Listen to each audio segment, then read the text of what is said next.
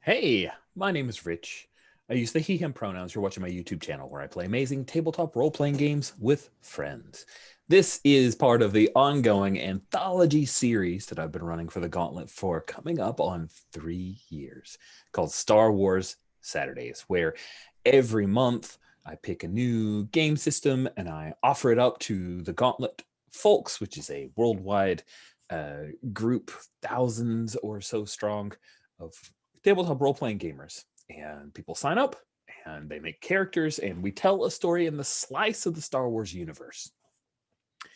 And the time frame of our current story is after Return of the Jedi, probably before Mandalorian, the series on Disney Plus, but Mandalorian's always been a little nebulous on times, and I'm okay with that. So somewhere around there. Palpatine has died in Death Star 2. He's gone forever because we saw him fall down a shaft and then they blew up the Death Star, so totally gone. And the New Republic is trying to establish control and liberate the galaxy from the remnants of the Empire.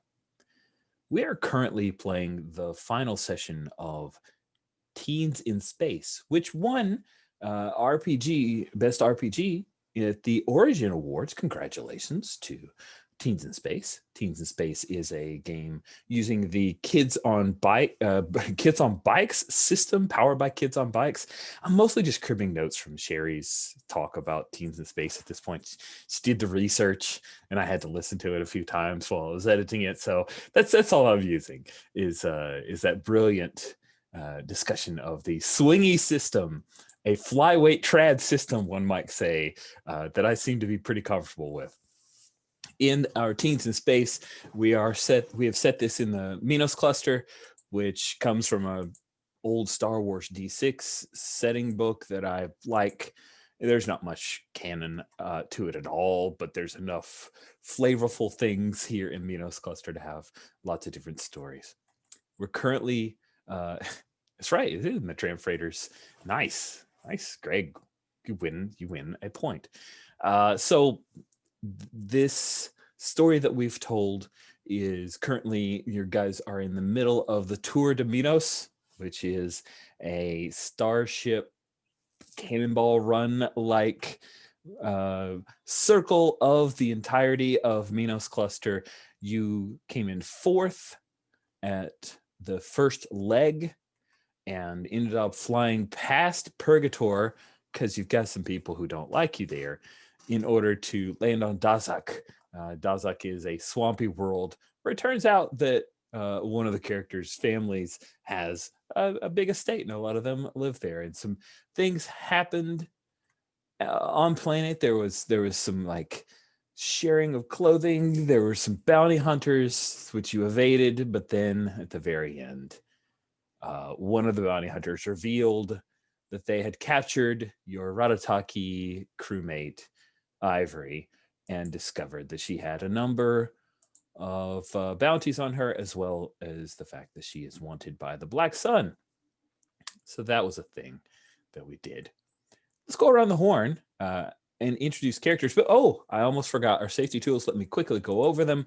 We have lines on sexual assault, sexual violence, and torture. We have veils on consensual sex and grief and loss. We have ask first, which means check in with the table before you introduce this topic. And if anyone says, can you try it a different way, we will do so. The ask first is harm to pet animals, mind control or domination, and suicide. So with all of that out of the way, let's go from the right to the left on our character keeper and have each player introduce themselves and their character, because it's been a couple weeks. So let's remind ourselves. Sherry, you're up first. That's right to left. My character's name is Marseille. My name is Sherry. I use she, her pronouns. So does Marseille, just because I'm in the morning. That's the safe thing for me to do. Let's see here. She is a captain. And so that means that in theory, she's very good at grit, but we swapped it around and she's also decent at brains. So she's kind of a little nerdy. And she loves her crew, and she will do anything to how should we say, make them or help them get to their best selves and also win this race. I'm here for it. And my family is a wealthy shipping family, and I am the youngest of them. Um, and so I'm kind of the baby sister to everyone here. That said, you were able to not sit at the kids' table Yes! at the big family dinner that was held in honor of you and your guests. So congrats on that. Next up is Sabine. Introduce yourself. Tell us about your character. Hi, I'm Sabine. I use any pronouns. I'm playing Syra Tarvo, who uses she, her pronouns. Syra is a Sigerian, but she didn't grow up with that weird slavery culture that they have. She was rescued or kidnapped, who knows, by some pirates and grew up in a mercenary organization called the Unbound. She was raised by a lot of people, and that didn't believe much in setting boundaries, so she's pretty much overconfident, impatient, and pretty much a loudmouth. But she's a good pilot, and she kind of cares about everybody else, and it might be also that she's actually a Sigerian princess. Yeah, and she has already made plans how to capitalize on that without going to Sigeria and being a slaver, because that's bad. She has some standards. I'm sure her plans will work without flaw or error. I'm very excited to hear these plans. Last but certainly not least, we have Group Soliloquy, as Sherry Yes. knows him, but also to like non-nerds. Hey, I'm Greg. I use he, him pronouns. I'm playing Karwu Pol, who also uses he, him pronouns.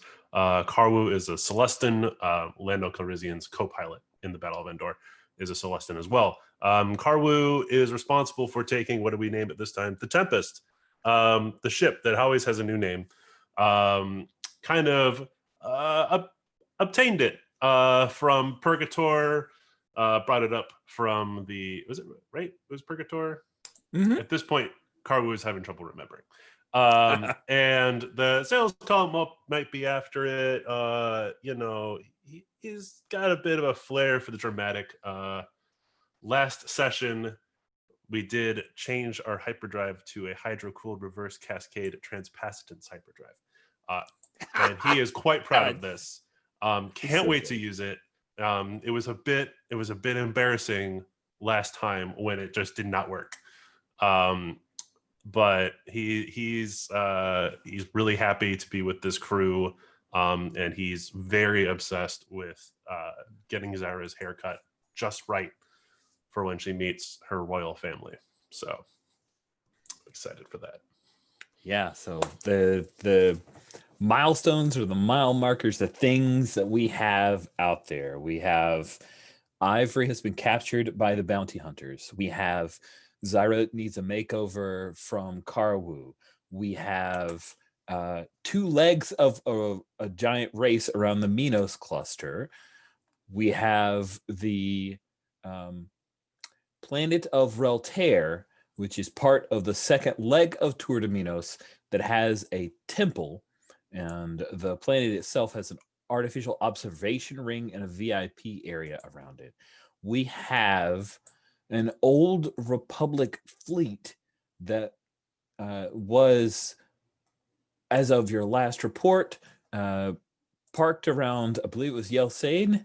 Yes, around the Yelsain Eliad area. It is moving. So those are all the things. And of course, you finish the Tour de Minos at Aderlon, which is kind of space Bollywood. Yeah, they're all our mile mark. Those are all the things we've got to do in the next 2.5 hours. I'm not stressed. It's good. This is great. Having too much to do is better than nothing to do. So we're teenagers, we're hormonal, and our metabolism is very high, so we can do all of that. All of them. In a jiffy. The good thing is we don't need any downtime between any of that, so True. Blanco. I mean, we the players may take a break at like the midpoint, but the characters nonstop.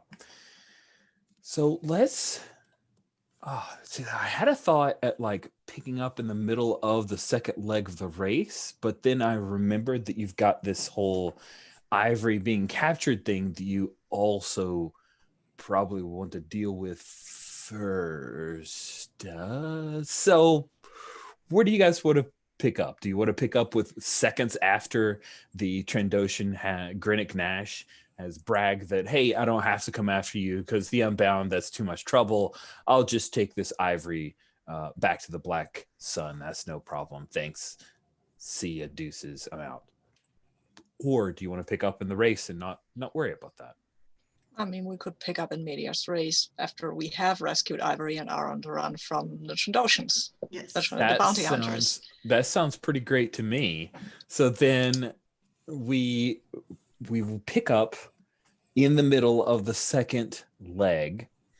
I like that a lot. Ivory has been recaptured. So let's have Marseille. You get to roll a D4. This D4, we're going to go Karu is a 1, Zyra is a 2, Marseille is a 3, and Ivory is a 4. Whichever number comes up, that is the person that ended up taking some kind of injury during the fight against, and by the way, ignominious as it is, Squaz the Jawa is the one who popped off a shot and nailed you or hit you or glancing blowed you. So that's what we'll start off, and you guys are being chased while also racing. That sounds amazing. I'm into that. Okay. So I'm rolling the die, and it's 4. Oh no! Man, Ivory was hurt. Maybe yeah, that was the thing. We have, let me make sure I'm observing our lines. She was not tortured. She just ended up being hurt. So they had held her honorably, but in the attempt to get away, Ivory was hit. She's not doing well. Luckily for you, at the tempestuously dreaming Gundark, you do have a back to tank. So I think as we open up the scene, the first thing we see is her floating. Can't see the hair floating because she's Ratataki. She's bald, but she's in like, white bikini thing a la Luke Skywalker when he was in his white underoos, floating in the back to tank. She's got a little, mouth breathe thing, little mouthpiece breathing in the back to, she's floating there. And we see, I don't know, where was she injured? I mean, we were fleeing. She got shot in the shin, and kind of tumbled, and so she's got bruises on her arms and a good decent blaster wound on her leg. But I think the Trandoshan was trying to keep her as intact as possible because that's probably part of the bounty. They want her healthy. So we're like, that's not scary. That's not scary at all. It's not alive or dead. She needs to be alive. Maybe she has information or something. So yeah, we were fleeing. She's got that bad blaster wound on her leg. I imagine Karwu is there at the back to tank and is absolutely sweating because this is important time to be doing Zyra's hair. But now that Ivory is floating in the tank, his attention has to be here, and he's furiously trying to make this run on itself because it's Old Republic tech, of course. That's right. Yeah, there are a couple of things that you had to rewire for your brand new engines, and in order to do that, some aspects of this are a little twitchy. Let's put it to a roll and see if you can get it to run on its own. You've got a remote. You've got lots of things. Let's see if you can make a. I guess this would be brains, and it feels like you're repairing technology, so you can bring that into bear as well. We'll set our difficulty as a task where success is impressive. So we'll go with a lucky 11 as your target. 11. Okay, here we go. Oh boy. Well, I still get +3 to that. It brings me almost there. Oh, let me see. Do we need help? I will can happily we help? accept help. Just checking Yes, if I don't you have something. can. Oh, Helping. Help, help, help. How do How- Stu what- helps? I have What no did you- I adversity think you points. you can spend it. You may spend adversity tokens to give. But plus I ones. do. I have 2 adversity thingies, so yay, I can And help. I think we argued that You're the lucky too. lucky you can allow Oh. someone to reroll stats. Oh. So Shouldn't you be flying the ship? that's Give us true. I shit. mean, Yeah, I I mean, am it's already flying the kind ship. of- I can still talk to you about something totally different. So you won't be this. So you won't. We'll be calmer. We'll just talk about my hair, and that I know that will calm you down. And if you're calmer and not like ooh, and not like over dramatizing whatever you're doing at this point, that will help. What are we Think. talking through? What aspect of your hair? Is it like a color? Is it particular Yeah. styling? I want to know if I would like my hair to be, can it be blue? Is that possible? I think we can do that. I think I can distill some of the Bacta and we'll get it blue. I mean, I just thought it might be nice to have blue hair because one of my papas once had blue hair. Not anymore. He doesn't have any hair anymore, but well, he shaves it. But anyway, I like blue hair or maybe blue streak in my hair. Or what do you think? You're the expert for hair. I'm just kept it short because it got in the way a lot. But I like these extension thingies. One of them got. Yeah, we could do like a blue shock across the Oh front. yeah.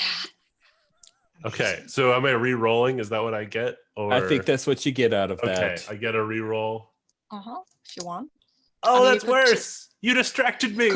You could just no. I mean, you could. What did you roll? What did you roll? They're both before? fails. They're both fails. absolute failures. It's okay. Okay. 11 was Okay. maybe a little high on that. I'll take my thing. adversity token. Yes, although I you should probably will. give it to Ivory. She's the one who's getting more adversity than me. Oh man! So here's what you realize: the back to tank is failing. You can keep it working, but you're going to have to stay here and monitor and continually rewire things. Which means if anything goes on wrong with the engine, you're going to have a lot of trouble there. And also the makeover is just not going to happen. Or you can yank Ivory out of the back to tank, and then she's going to remain pretty messed up and injured. Oh no. Yeah. What do you do?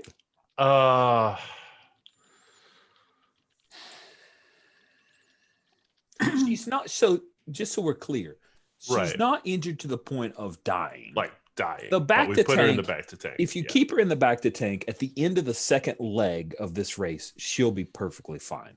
If you yank her out of the back to tank, she's going to be injured for a longer period of time, possibly till the end of the race. She'll be kind of near bedridden. I think Karwu is overconfident in his abilities to fix Zara's hair really quickly.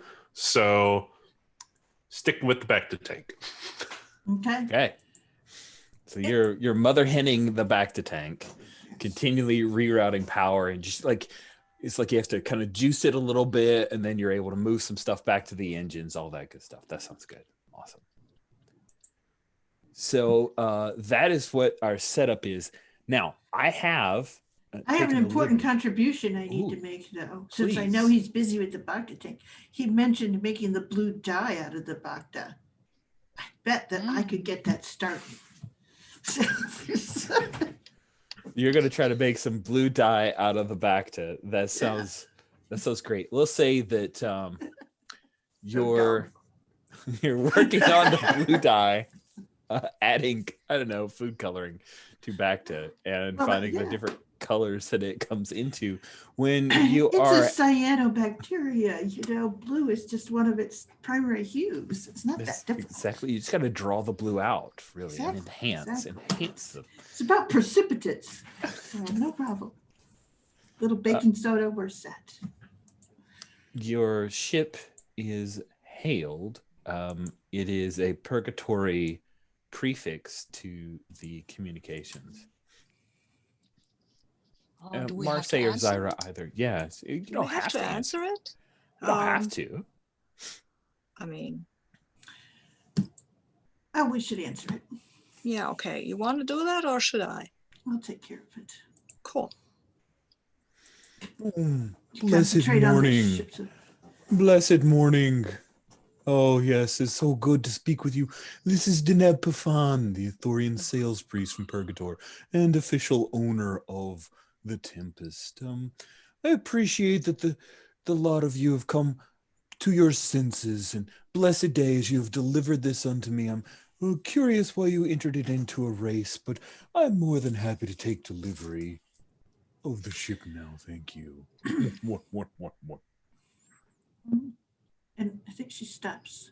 She goes, well, there are ongoing legal actions being taken, but look at it this way. If we win the race, this ship will be worth a lot more than it is right now. Interesting. So I think that you are trying to charm this Thorian sales priest. Sure. By the way, we like cut to the tempestuously dreaming Gundark, and outside there is this ship that has like these flecks of green and odd looking vines along. It's like a jungle ship. It's crazy. The Ithorians their herd ships are quite ornate, and they are bioorganic things. So let's have you make a charm roll. Oh, I'm so Okay. sorry. That's not your Yeah, best I know. thing. No, it isn't. But I do get a +2, and I guess he's an authority figure. He is so an authority figure. We're going to call this just a lucky 10 for you. Oh, I just got to roll top of the line then. That's all. Roll top of the line. That's fine. Get up. Are you protecting your Okay. crewmates? No way. Yes, Yeah, hell you are. sure. All right, let's try it. You got a +5, so I think you gotta be fine. You think? What are you worried about? It's good. I'm worried about dice. Mm-hmm. Oh, I got a 13. I think. Wait, did I Wow. hit the top? That means I Uh-huh. exploded. Uh-huh. Okay. Yeah. You did. Roll it again. Roll it again. Oh, It's another doing it 8. again. Keep going. Okay. And a 1. Oh man, that's awesome. So that is a 22. Yeah. So the rules say that if you've made something you made by 12 or greater, that's yes, but it's +10 or higher. You succeed smoothly and easily. Likely, it looks like the character's just showing off, or the task is done so readily and happens without any effort at all. There could be some unexpected positive results from a success of this degree. So, yeah, you mentioned the whole, but this will be super popular. Then there's a pause. You can hear like the soft sound of someone clicking their Ithorian fingers on the tabulation machine. This is very interesting. So you were saying that this very famous ship will be even more valuable to me when you return it to me. Is that what you're saying, Mom? I'm saying that if your legal efforts are successful, you will make a great deal more money on it. What? Well, yes, the contract is very clear. I feel confident in our ability to regain this ship from you. We will allow you to compete in this, and then it will become a trophy for the temple. I could see it now. Oh, blessed day. Excellent. Thank Well, you. cut out. And he says a few more things. And then the herd ship just kind of veers off, and as it does, there's a couple of ships that that were like racing right behind it that like zip past and go out of the way, and it clears a little bit of path for you guys. So I have taken the liberty to adjust your heat meter for exactly how hard you have been pushing the tempestuously dreaming Gundark. You're currently in the orange. And I also dropped in on row 56 of the ship tab. What happens when the heat meter reaches maximum capacity? There are a few things that occur there. I So- think we bought these dots as advances, didn't we? Yeah, Like, we bought a You bunch have, of to, you, have engine. to, you have to take off the blue ones, don't you? If the heat meter is accelerating, is going up. No, that Because- you don't have that many ticks. No, we did once you have we did have that many ticks. Yeah, we bought a lot of them.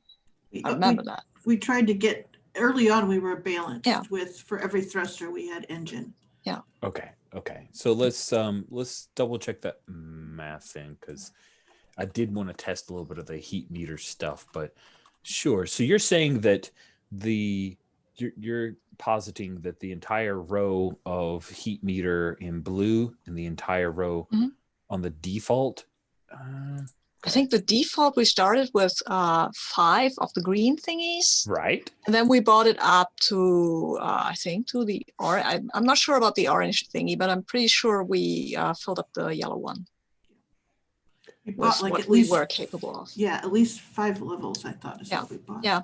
We bought a lot of that. We wanted our ship to be able. We wanted to be able to push that ship. Okay. How do we reduce our heat meter? Good. So good question. I had it and then I moved from that page to try to, okay. All right, here we go. Pressure gauges, heat meter.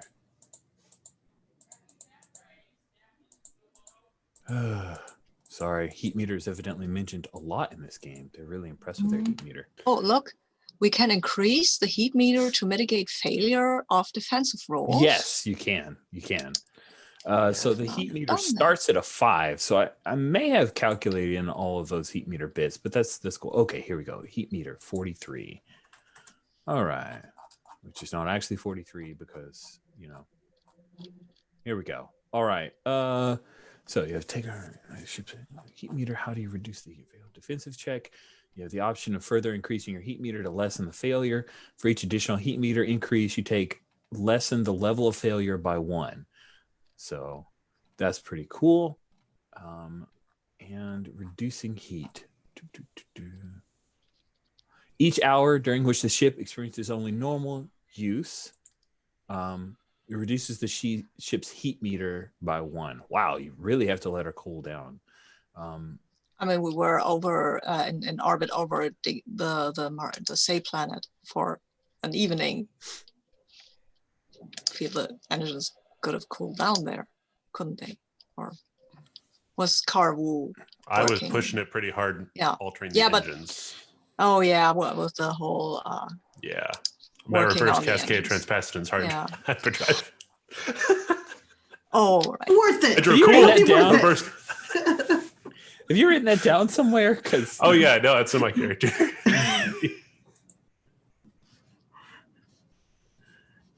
that's awesome. That's so cool. Oh, did you put it in the notes or something, or It's in ship rolls. ship roll? Ship Oh, rolls, yeah. engineer barber, and then I wrote down, hydro cool reverse cascade transpacience hyperdrive. That sounds awesome. Okay. The heatedly dreaming Gundar. All right. Yeah. So you guys started with a heat meter of 5. You've actually bought all the orange, yellow, orange, and red up. So I thought I was keeping up with it, but then I was questioning myself. So at this point, we've pushed you to the orange. You're still just barely over half. Like you've got 1, 2, 3, 4, 5, 6, 7, 8. 8 ticks left on your heat meter before things start to get problematic. And yes, Can I ask? So, what did that mean that we bought heat meter dots? If they're just, I don't understand. If that means that we still have left 8, and we bought 6, and no, that's bad. I don't grok it. I'm sorry. I don't grok it either. How about we just say you guys are flying, and I'll forget the whole heat meter, because honestly, it's not that interesting to me to where I'm going to go read this book. I thought I understood it. I thought it was leveled up, but there's more interesting things to do with this game, I hope. So let's move on. So you guys are racing along. The Purgator threat has been averted by Marseille's clever offer of legal fees and legal proceedings, and leave you alone. So we're going to pick up at, I think you guys have passed Trantalor, and you're headed towards Reltair. Now, the second leg of the Tour de Minos ends at Reltair. The ship, she has been pushed. The heatedly dreaming Gundark is humming along with the new engines that we have. The hydro-cooled reverse cascade transpassitance hyperdrive is working very, very well. So you guys get a flicker of seeing the Faraday as Farse is attempting to pass you. And yeah, I think Farse, your sister Marse, who's of course an elder sister, the black sheep of the family, she is very excited about the possibility of passing you guys up because you are near the lead.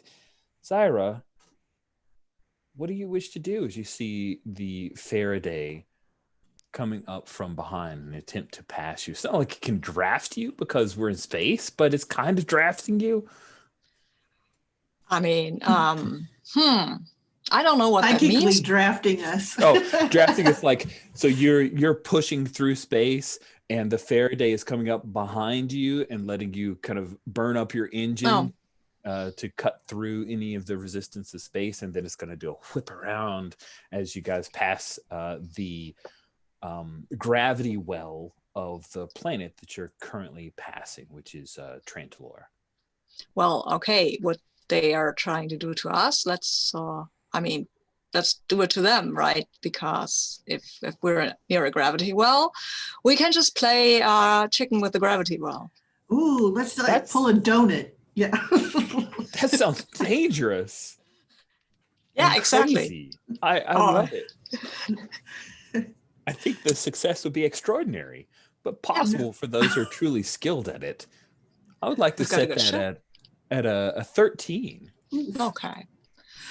I could just spend my adversity token and nurse steal it, but I think I'm gonna roll because I can roll with the engines, right? You do. Cool. So it's my d20 and a d12 plus 4. I feel rather confident about that. I mean, what could go wrong here? It's a gravity well. Oh, wow, that could go wrong. That's amazing. I will spend my my adversity token to reroll my d20. You should. Yeah. Wow. I think it's a thing where you like pull it down. Wee, wee, wee, wee, wee, wee. Yeah. No, let's see. Okay, so it's an 8 and a 2 from the other one, right? Yeah, right. So it's a 13. It's a 14. Oh, that's barely like you're squeaking, man. Yeah, that was really lucky. Garwu, the back the tank starts to like drain a little bit. Yeah, I was about to say the force of the gravity when we're getting close to the gravity well starts draining. I'm like, no. And you see Ivory's eyes open and she looks around for a little bit. Something's happened. And then you guys are tilting and she's kind of, her legs are scraping against the back of the tank from the bit of the gravity there. But Zyra is able to dip in and use that to slingshot you forward. But it is neck and neck as the two of you slam your way into hyperdrive, into hyperspace, because that was the last tick. And so the next time you come out, you will be in the system of Reltair. So we'll just briefly check in. Are there any scenes you guys want to have? You're now in hyperspace. You can have a couple of quick scenes if you would like.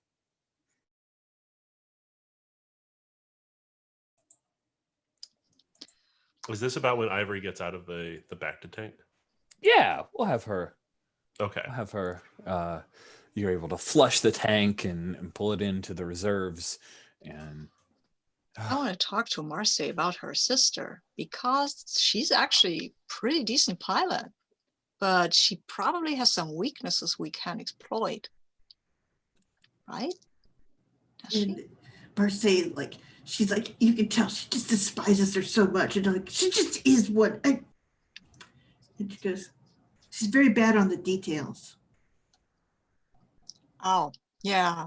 I mean, if we can set up anything that's complicated, That's would she'll be on make it. you, Mar. I don't do complicated too well.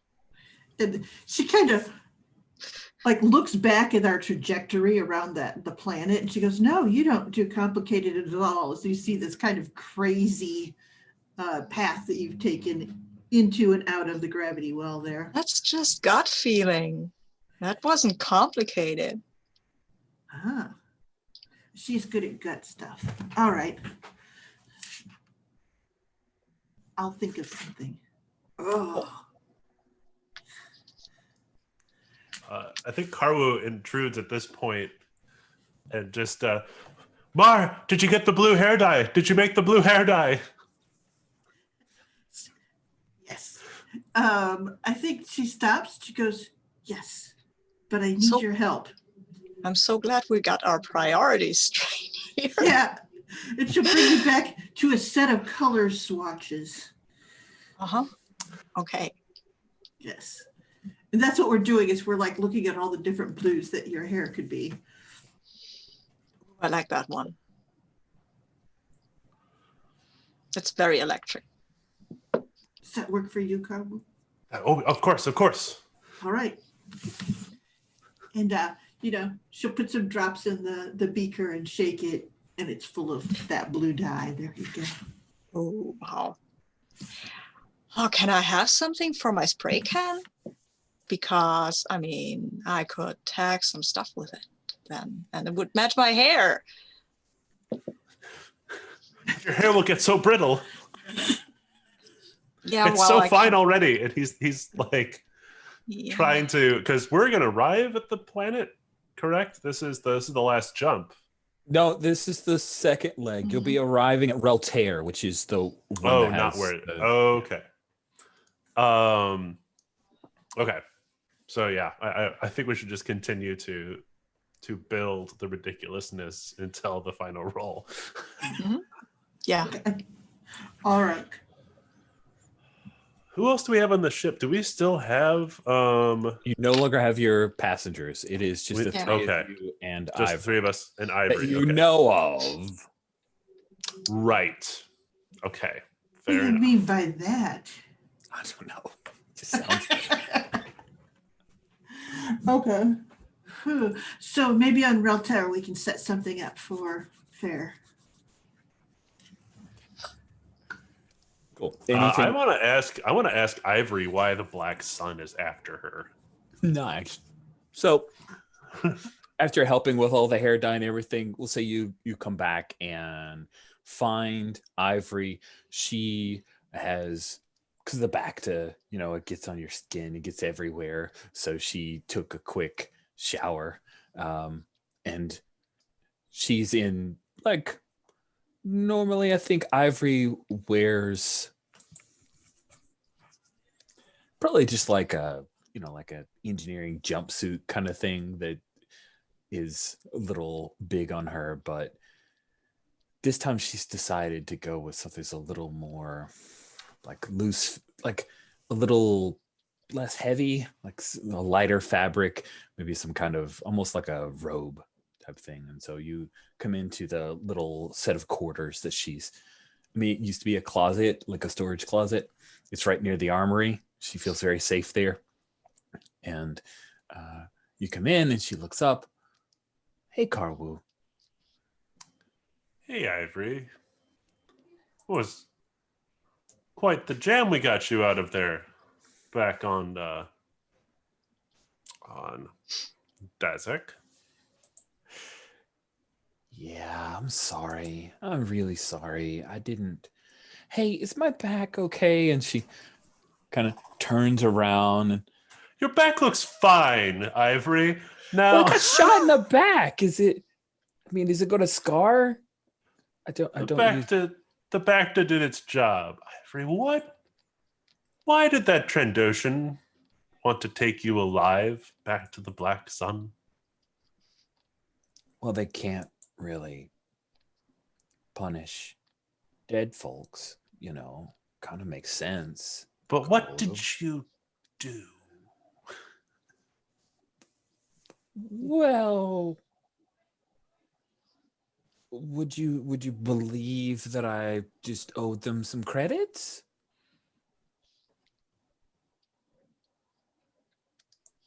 Maybe. Okay, I owe them some credits. They seem to want you pretty badly, Ivory. Interrupting the Minos race and coming after you on Dazik, which is that's a pretty heavily secured place for a bunch of bounty hunters to be coming after you on. Maybe those are just some overachieving bounty hunters, she says, hoping that you'll take the lie. But I think you're trying to charm the truth out of her, right? Yeah. I think it like at this point, I mean, maybe it's not really charm, but Carwoo's gonna be like, listen, Zyra flies the ship and Marseille may be the captain, but I own it.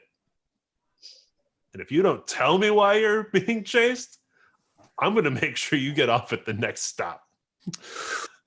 Oh, harsh. Okay, good. So I'm not intimidating her. Like Carwoo is not gonna be able to take on Arataki, but maybe he's leveraging the situation. Yes, my Celestin foot is going down. Oh, I've had enough of being chased around the galaxy because of the passengers we take. Is this still charm though? There's a part of me that thinks, have you obviated a role by really? But I do want to see if this is a thing where she's still going to be tempted to lie. So I'll lower the difficulty. But yeah, we'll see what it looks like with a. It's likely for all but those who aren't skilled or have a low stat in the field. So we'll call it a 6. You've beaten her down with your scary words. She does not want to be kicked out. And this is charm? It is. You're pretty good at that. Oh, I'm not that good at it now. It's a 4. Oh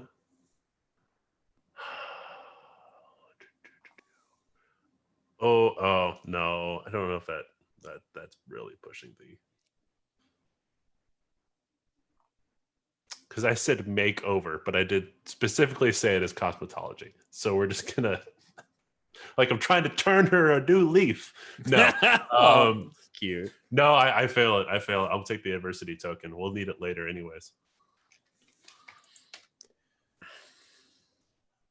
So her shoulders slump a little bit. She seems defeated with that threat. It has exactly the impact you intended.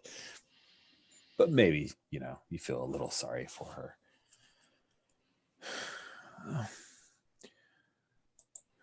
So, I used to be a slave. And I was on Coruscant, and the Black Suns have some lieutenants there. I kind of killed one of them to get away.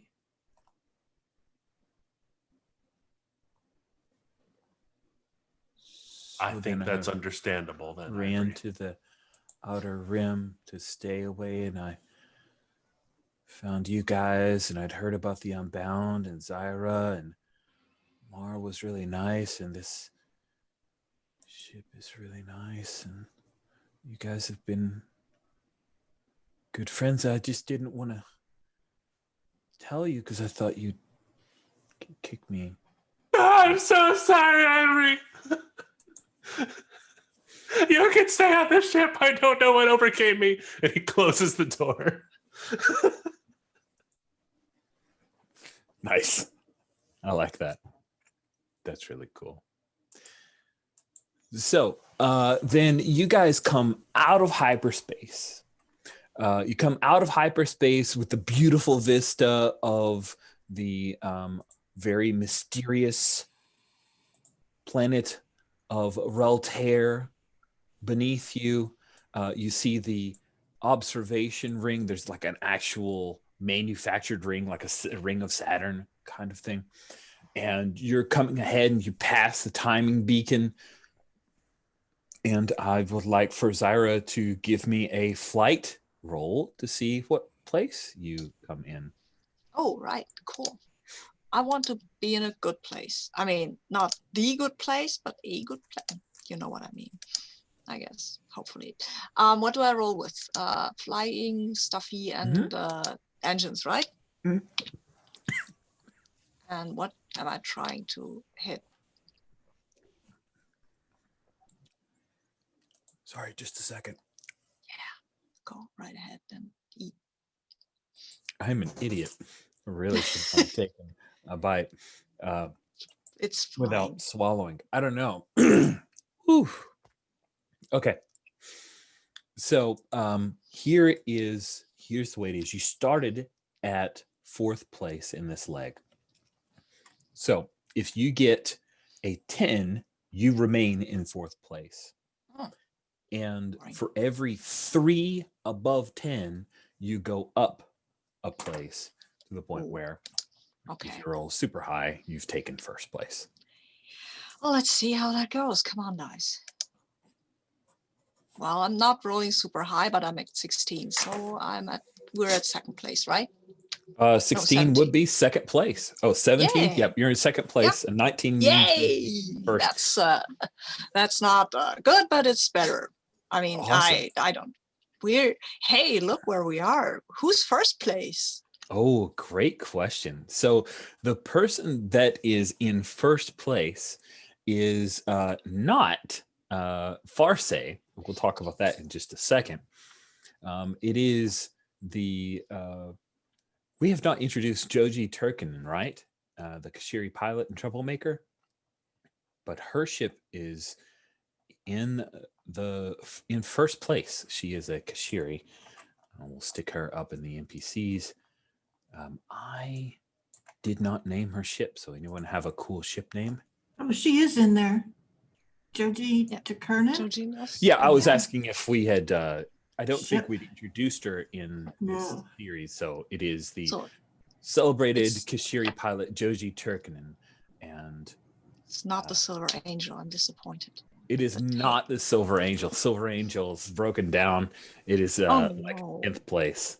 Yeah, and the aged sisters have not been faring very well because they've been arguing with each other for most of, Well, yeah. of the flight. Yeah. But yeah, Joji, and we'll say that Joji's. Can her ship be like a really pandering name to the Falkines? Like the Falkines Glory or something? Oh, it's totally that. It's the Falkines Glory. That's great. Yeah, Okay. Falkines.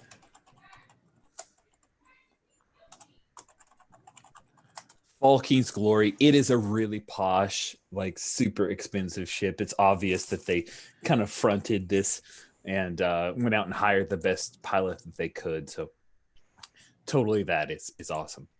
And the observation ring over this beautiful planet. So I'm gonna real quick. I'm gonna ask Marseille, because you know Minos pretty well.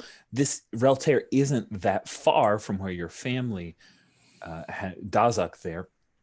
So tell us about Reltair. What is it about Reltair that makes it either beautiful so that people would want an observation ring to look upon it, or mysterious? What is it? What do you see from orbit about Reltair that is impressive? It is literally a place of pilgrimage because of that temple below. It has a whole thing. It's ancient, and yet it's still useful in these times with these technologies, because there are alignments with the temple, and essentially what happens is it seems to be lined up with a set of anomalies out in space that actually clear at certain times, and ships can go through on passages that they can't otherwise. And then, so it is a thing where there are times of the year where lots of ships will gather because they can make far jumps that would take, months of travel, they get cut down to days. I love it. And I think what I'm going to add in, if it's okay with you, is that this is a point, because if you look at Minos cluster and where Reltari is, it's kind of on the edge of the Minos cluster. So this is a point where when the anomalies align, you can launch into what's called wild space, which is kind of an uncharted area. So there's a lot of, there's probably some casinos and like lucky oriented stuff in the observation ring. Cool. So you guys just barely, you barely finished behind the Falkeen's glory. Joji Turkinen is already headed to the observation ring to enjoy libations at the end of the leg. Other ships are coming in behind you and trying to pass the time marker when Marseille and Zyra and Karwu, all three of you, maybe one is looking out the port, the others are looking on sensors. You see a light streak past the timing beacon as a ship is flipping in and out of hyperspace. Then when it finally comes out of hyperspace, fully embodying, you see that it is the Faraday. Their astrogation calculations were off. Your sister overrode the astromech's calculations, try to get some more speed, and you see the Faraday hurtling towards the planet's surface. You see the fire kick up as it enters atmosphere, and it has not slowed down much at all. Should we try to save them? Yes, we should. And I think that's it. Is we all we see that and we all turn and run towards the ship. That is crazy. That is going to be a super dangerous role. I'm not even sure. What is the plan? You how do you want to save them? Yeah. You tell me. What is it in your head? Do we have a tractor thingy? Yeah, we have to have some sort of tractor thing or whatever. Go after them, tractor them, and fling them out. Use gravity to fling them out of the atmosphere again. I think Karwu might also be trying to use our Riffin, the astromech, and link our computer to the what is Farse's the Faraday. Yeah, link our navigation together to try and get her back on course so we can get her out of the gravity well. Cool. I think we need both, maybe. Yes. Yeah, I do think it's like a two-step roll. You have to reach it, and then you've got to. And Riffin's reaction is, this is obviously their astromech is broken, because who would even calculate astrogation coordinates of this thing? It's not going to work.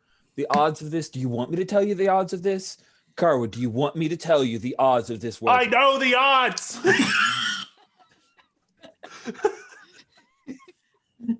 I'm also it's my sister. She fat fingered something. It's one of those where she flicked the button to override the calculate. No, this will work better. Cool. So then we start off with the can you catch them roll. And is that the flight roll? That's definitely a flight roll. You get to use those thrusters and engines. Here's the thing. It's a task where success will be incredible and impressive. This too is nearly a guaranteed failure. It is 17. Okay. Good luck. Okay, let's try this. Maybe we'll do it. I mean, this is not. Come on, we'll do it.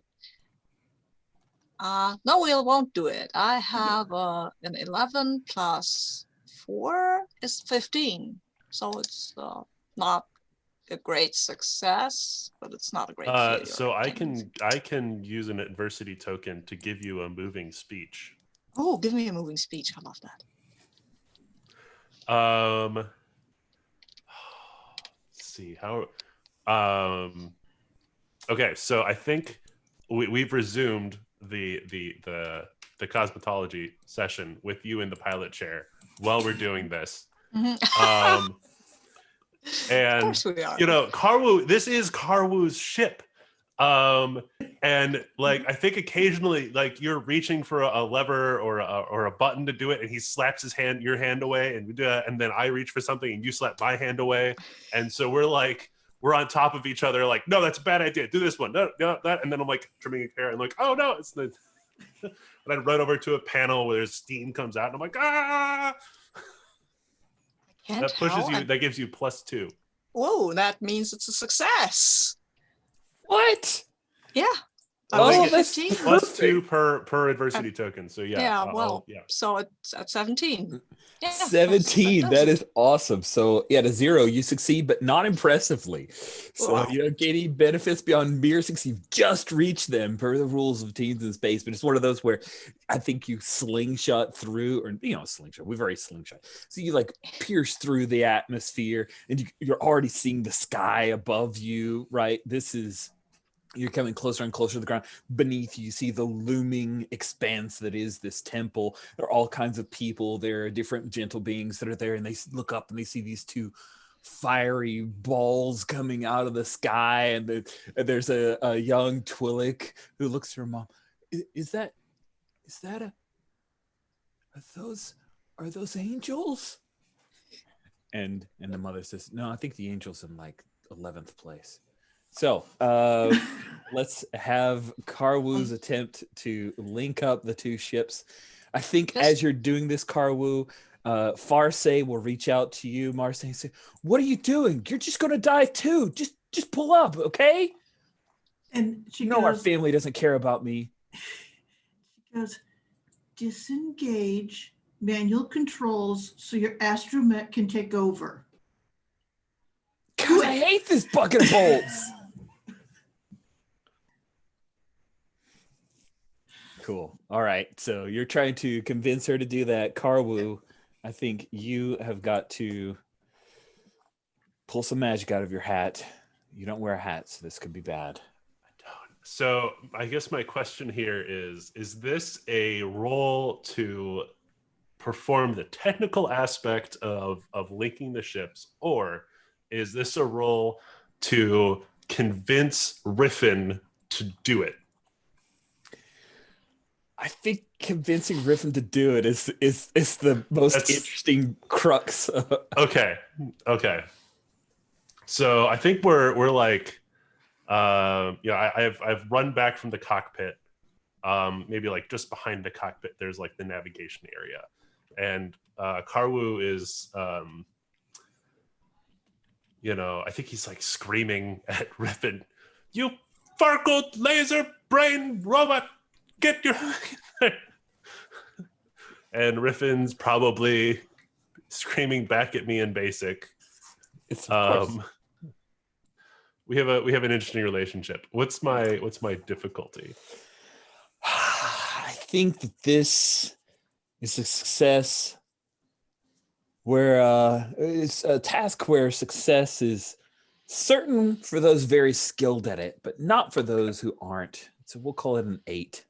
An 8. Okay, that's possible. In striking distance. In striking distance. Let's see. Just making sure. Yeah. Okay. Great. So I'm screaming at Riffin, and Riffin's screaming back at me in binary. Oh no. Oh no. Oh, that looks like it's not gonna do it. Looks really bad. Let's see. Hold on. Creating and repairing. Have a commonplace item that doesn't really fit. I can spend my last one to pep talk Riffin. Get myself a 6. Can I pep talk myself? Check or disguise. Oh dang. And my 2 lucky shipmates do not have adversity tokens. I know you guys have been so successful. I think you are literally talking to a crewmate, so I will let you spend that last adversity token. But that pushes us to a 6. It doesn't actually push me to a success. Oh, I see. Oh. Oof. Oh goodness. Oh, goodness. There has to be something. Let's see here.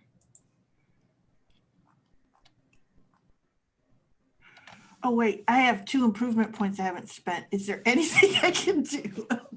No. Find the notes, find the doc. Is there any way you can use something on the ship here? Yeah, I Maybe, was just checking that too. No, that's a possibility too. maybe our scanners or something. I mean, I Oh, don't or know the if that remote would give you control. I don't know if Oh, yeah, control doesn't have a remote die remote value. control. It doesn't doesn't. have a It just die lets value. it just lets you do stuff. So maybe it's a thing where you realize you can't get Riffin to do the thing, and you have to Mhm. use Yeah. remote control to do it yourself.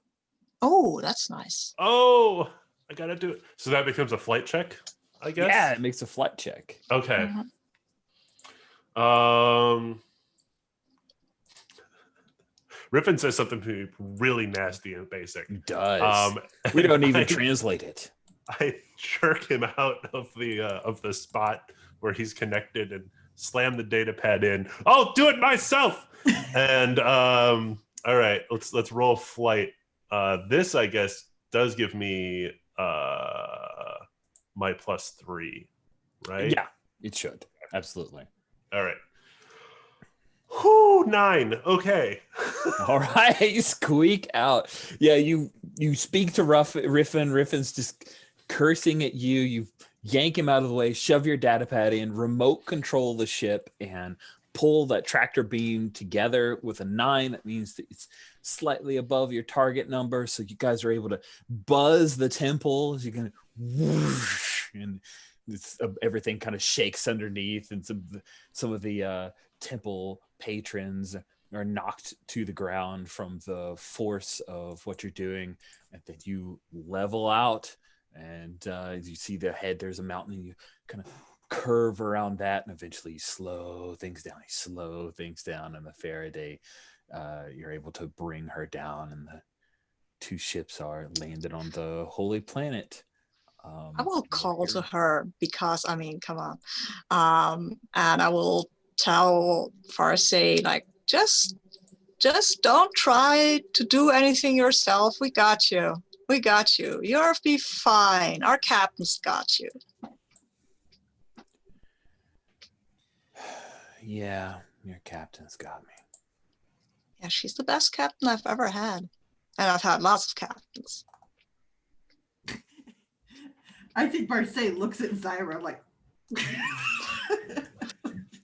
She turns off the microphone and says, "What? You are a good captain." And maybe I'm exaggerating, but she gets on my nerves. Okay. Mine too. But you can see that she's like crying, like, Oh, you know. I'm getting up and hugging her. You're a fine captain. You're a great captain. And Come on, we're 2nd place in this ship. And that's on you and on me and on Carwu. she sort of stops and goes, "We are 2nd place, aren't we?" Yeah. We're amazing. I forgot.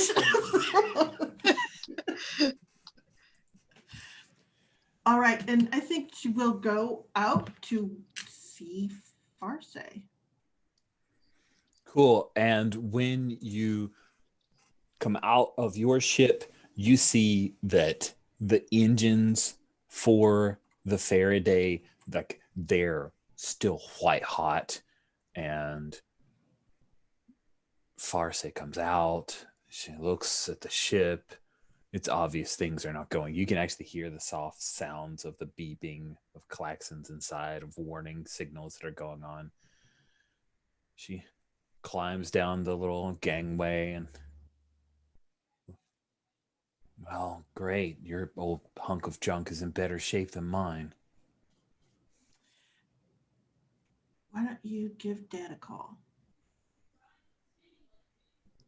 Why? So he can laugh at me? I don't think he'll laugh.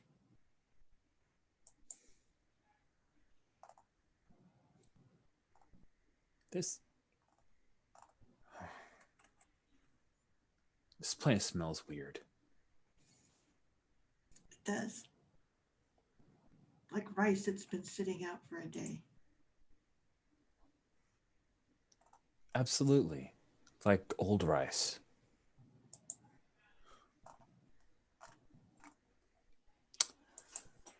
I guess I'll call. I guess. Do you want to ride up to the station? No, I gotta stay here until the repairs are done. It's, you know, what a captain would do. Hey, my engineer is really good at hair. I don't know, but sometimes a shampoo is one of the most relaxing things ever.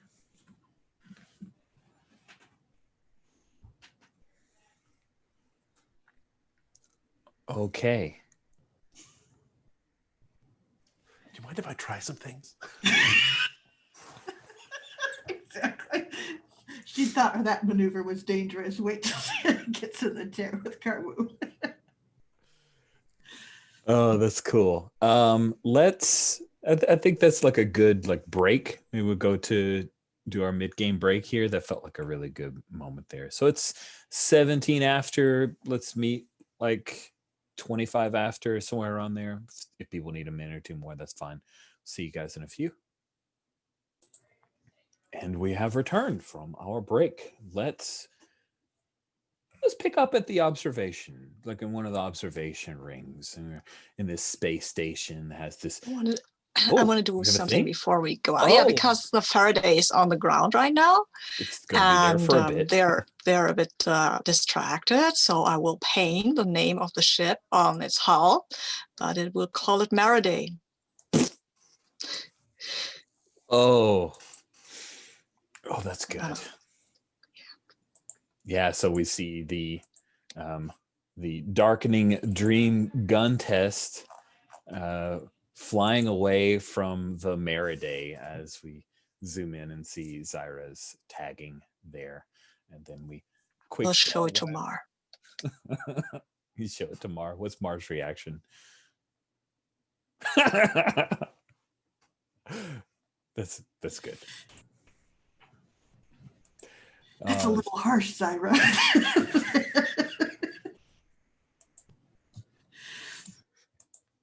But cool. So we pick up with you guys on an observation deck, and there's this like little reception for the top 5 finishers of the second leg. And yeah, it turns out that the Faraday is, or the Faraday, as it were, is out of the competition.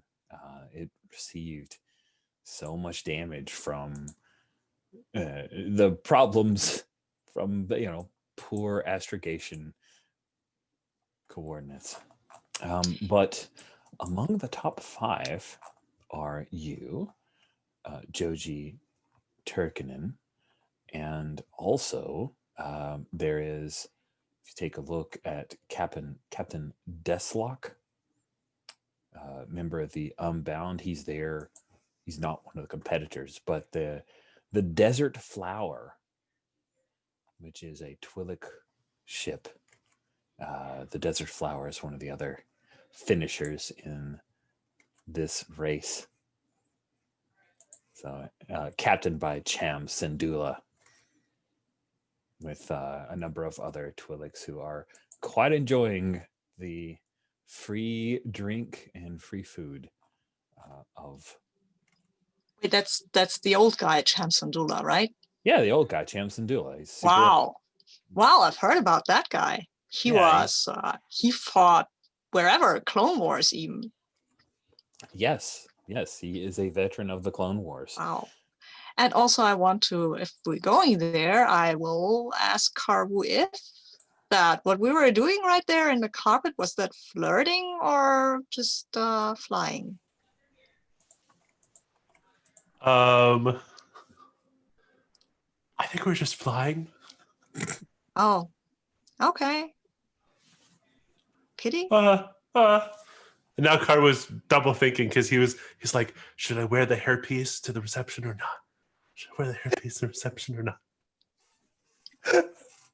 I don't look at Zyra. Do you think I should wear it? Totally. Yeah, it's totally you.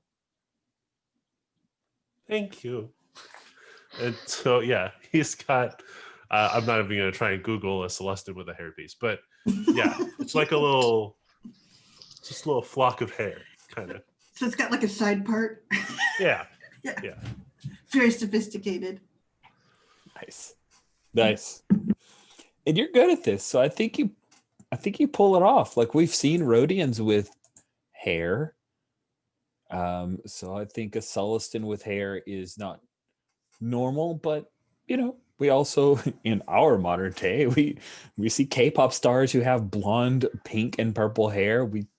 Why not? If you've got the style and the panache, you could pull it off. So Karwu with hairpiece, Zyra Tarvo, Marseille, you're all here. And this is, imagining for the general look, it's a little more Star Trekky than Star Wars in that there's a lot of smooth lines. Everything here is very refined and artful. The music is light. It's not bawdy at all. This is definitely a Falkine hobnobbing deal. In fact, you see none other than Cinna Falkine is there in a beautiful fuchsia colored dress, and she's there too. Oh, there's somebody sent the longest URL in the world. It's okay. But Cinna Falkine is there, as well as the members of the Desert Flower, some other contestants in the race. And I'm curious, like Marseille, do you hobnob? I imagine it's the youngest from a shipping family who are pretty wealthy, and you've done that before. Would say she's comfortable with these sort of things, if that makes any sense. And I don't think she avoids Cinna Falkine, if that makes. So it's more like when she's in the vicinity, she does the meet and greet. She's Marseille. Everyone knows the Zay family. She has no shyness about that. Cool. Cinna will definitely make her way over. It is a pleasure to finally meet you. And she uses your full name. Like she knows it. She knows your whole family's name, your name, and everything. And you're the captain of the, I'm sorry, but the registration keeps altering every time I check. So what do you call your ship? The Tempest. The Tempest. A fitting name. I have to say, you must have a brilliant engineer. I know the age of that ship. The engineer is unparalleled in skill. And a fine hairdresser as well. He quirks a brow. Interesting. Those are not make introductions. Skills. Oh, cool. So now you turn and Cinna Falkine offers her hand to Karwu with his hairpiece. And Zyra, are you around, or have you gone off to do your own thing? I'm kind of hanging around for now. And my pilot, who also is unparalleled. I have to say, the save you pulled off for the Faraday was most impressive. Captain. Just that little thing. Oh, well. You've made this a very, very noteworthy little event. I'm very glad to have all of you here. Yeah, I'm turning to Mar and say quietly, "Who's that guy? I forgot. I didn't pay attention."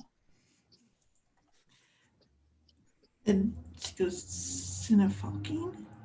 Oh, right. Is he important? She's very important. Oh, okay. Okay. Money's important. Oh, right. Money is important. Hi.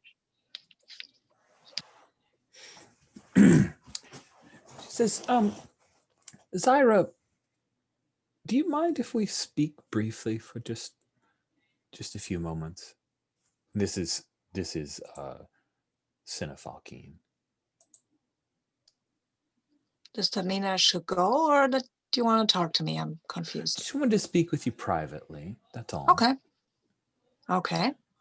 And she gestures for a server droid to come around, and she picks up a little drink and hands you by the stem of the little wine glass and takes one herself and walks over to where you can, the observation, you look down onto the beauty of Reltair. She says, there is something I wanted to talk to you about. I'm sure you're aware of it. It's the talk of the Minos cluster about this fleet. Yeah, I've heard about it. A Zygarian fleet in Old Republic ships. They've moved from the rim of the Minos cluster to Aderlon. Okay. That's ominous, I guess. Whatever you do outside of this race is, of course, your choice. But I am curious, will there be trouble when this race comes to a close? Probably. There's always trouble. But no, that what you mean is with the whole ship thing, I have no idea. I mean, you probably don't know this, but I didn't grow up with the Cygarians, so I have no idea what they're up to. Probably nothing good from what I know about them. So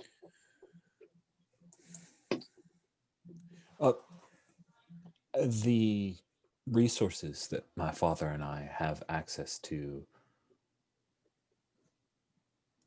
do not give us access to a fleet of ships to offer protection.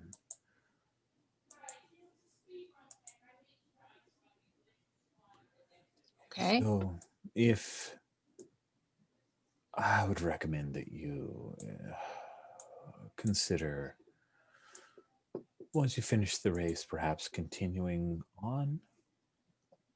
Oh, yeah. I mean, I'm a free spirit. I am going to continue on. That's what you recommend. After the celebration, of course, because I mean, I intend to win this thing. We intend to win this thing. You're very close, and you may very well. I just don't want any kind of scene to develop if they decide to try to apprehend you. I mean, I don't want to be apprehended, to be clear here. I want to go and fly free and not be a slave or a princess or anything like that.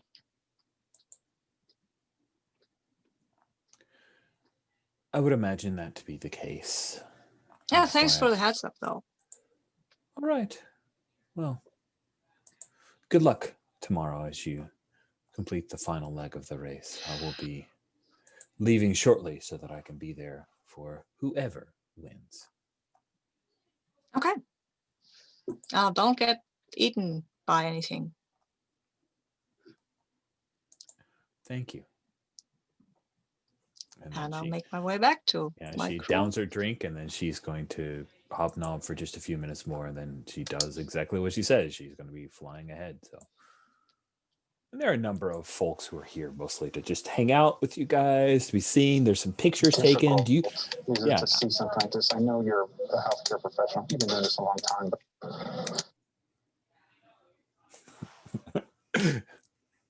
So Karwu, do you consent to having your picture taken with some of the big race fans? Yes, and I think Karwu is trying to edge a little closer to Joji.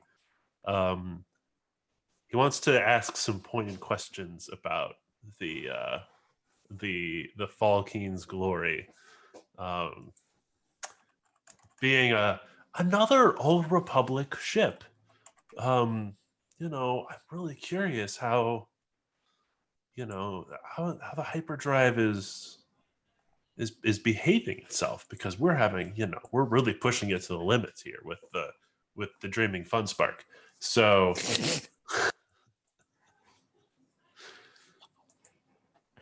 Sweet. Yeah, so you sidle up to Joji, and she says, Yeah. Bardu? Is that right? Barku? Yeah. Barku? I hear you. Keeping this thing in space is it's definitely something my engineers have a bit of trouble with, but things I can do with her engine, she really purrs when we get everything working the right ways. Notice that yours seems a little rougher on the edges, but seems like she's got it where it counts, right? That's what I like to think too. What kind of crew do you have there on the Falkeen's Glory? How many other people are racing with you? Oh, Is she we've got solo or is she doing this with a Oh, crew? she's definitely not solo, but she's the only one from her crew who's here. Ah, okay. I just find it odd that you're the only one here. Well, a lot of work to do between each leg, you know. It's not easy keeping these things working just right. But I'll pass along to the crew that you are interested, all 10 of them. I imagine you just 10? brought your closest members. You surely aren't a crew of 4 children. Well, uh, uh, she's got it where it counts, is all I'm going to say. We'll see you out there tomorrow then. And she reaches up and she kind of rustles your hair a little bit. Does it come off in her hand, or is it secure? No, I think it does come up in her hand. Is it? And she looks like, she did not expect that. It's like,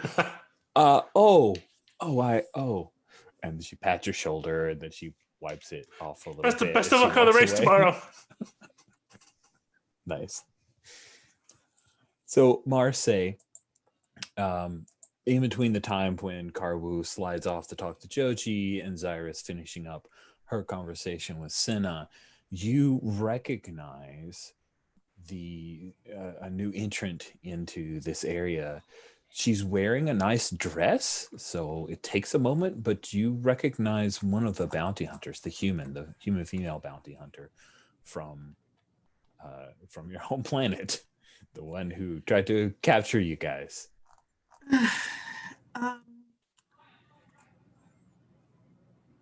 And where's she looking? Is she looking at us, or is she? Oh, she's totally clocking you guys and keeping a close eye on Ivory, who did not stay on the ship because she's a little nervous to be all by herself. Mhm. So Ivory's here. She's hanging near you, Marseille. All right. Yeah, I think I'll slide my arm through Ivory's. And I come from a wealthy enough family that I know that those big events are pretty protective of their guests of honor. Oh, yeah. I will go and have a chat with the seneschal that essentially there are some elements here that should not be. And I will essentially have her scooted out. Ooh, that Does that sounds make any fun. sense? Totally does. Now,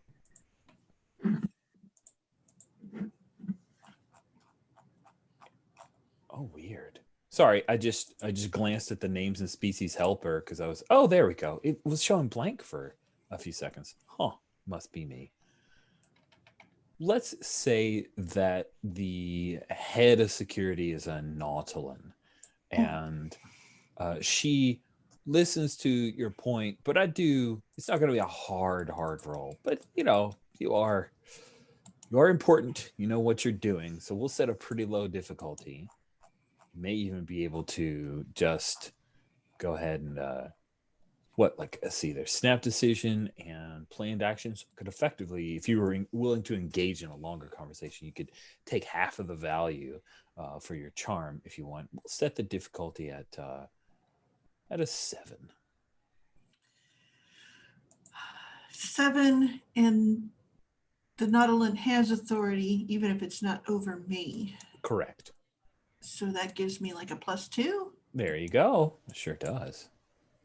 You could probably just make this a planned action if you're willing to converse, offer a few, dignitary exchanges with the. Here's my thing. If I get an adversity token, that would be fine. So I will roll. Cool. You probably could use one. Yes, I could. I have not had one for like 2 sessions. So, and then I'm adding +2, right? I mean, you spit one earlier today, so you did have an adversity token. In point of fact, you just haven't failed to roll in a while. Yeah, it's tough, man. So, Tough. yeah. Okay, and then let me make sure I'm looking at the right thing. +2. Yep. So there we go. Yeah. So hey, go ahead and take an adversity token. I will. Good job. Thank you. The Pushes me off. yeah, I think it's one of those like, yes, of course we have an eye. We'll say her name was Pumu. Mhm. Pumu Likmang. And Pumu says, yes, we're well aware. There's a bounty hunter. There's no problem whatsoever with the bounty hunter at this official event. If you have a problem with the bounty hunter, I'm afraid, but that's your problem, ma'am.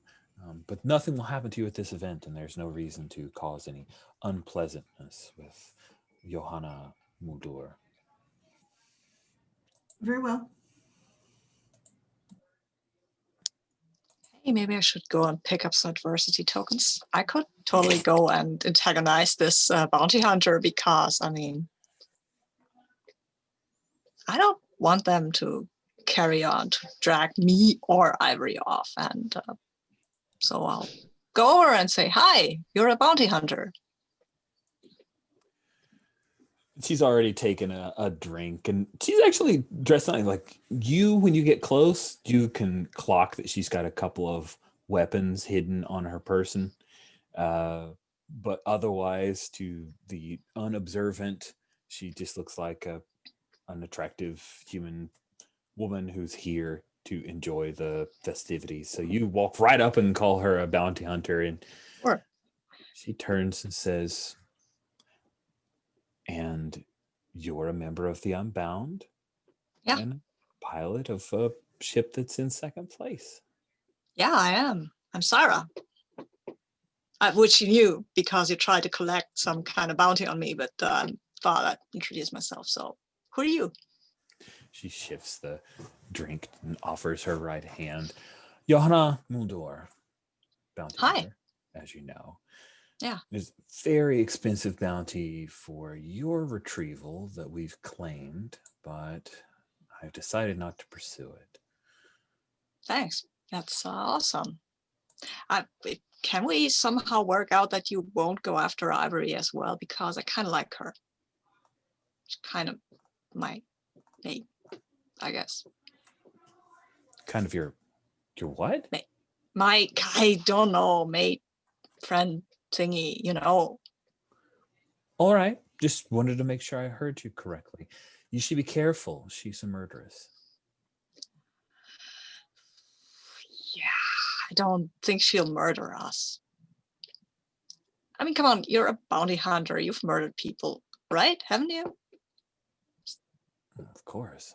Bring them in See? cold or bring them in warm, and she'll makes it very obvious she's not reaching for a gun, pulls out a little hollowed, like a puck, and it pops up, and you see Ivory, like a little hollow of the top half of Ivory rotating around. And you can see in Albeck, written down her crimes of basically that she murdered someone in Coruscant and is wanted for murder. And you can see a few details on the Faline that she had murdered, who happens to have been related to someone by the name of Shizor. So, Doesn't ring a bell, I think. oh yeah, Shizor is like the main person behind the Black Sun. So, Oh, okay. Okay, I guess that's wow, that is unfortunate. but I don't know. I'm sorry, did you see the number with all the zeros? You should see that. That's pretty impertinent information. I Yeah. think your mate maybe shouldn't be your mate anymore. That's my recommendation, Zyratar. Yeah, I don't know. I mean, I like her. She's got a nice bald head. Look, Johanna, whatever is giving here, we're in the middle of a race. Can you maybe tone it down until we've won this thing? And then you can try to capture her and we can try to shoot you down. And then we can have a totally rad kind of duel in the middle of a desert or something. But maybe not right now, okay? You're just going to have to try to charm her to take it down a notch, huh? Let's see if you can pull that off. I don't know. I'll just roll with my amazing D10. Yeah, We'll see where that here's, goes. Here's the part. Success in talking her out of her quarry is going to be pretty extraordinary. So lucky 13 for you, friend. Good luck. Oh no. I mean, come on.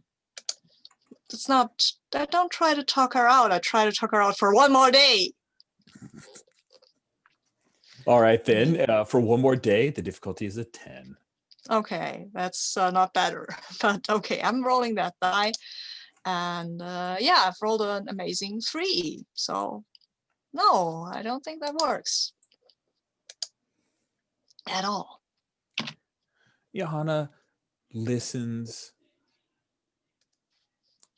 She says, well, one more day doesn't sound like too much to ask, since it is a request from a Zygerian princess. See? Yeah, it is. Totally, it is. And I take her hand. Your uncle. And I say, Your yeah, uncle my is the what? one who took this bounty out on you. He is. I don't remember having an uncle. Sorry. Oh. But he's probably an evil, bad person. His money spends just as well as a good person. It was nice meeting you. Good Yeah, luck. it was nice meeting you too. Maybe we can do this again without having bounties and uncles hanging over our heads. I mean, just somewhere in the future. Sure. Cool. Looking forward to it. Unless we killed each other first, that might happen.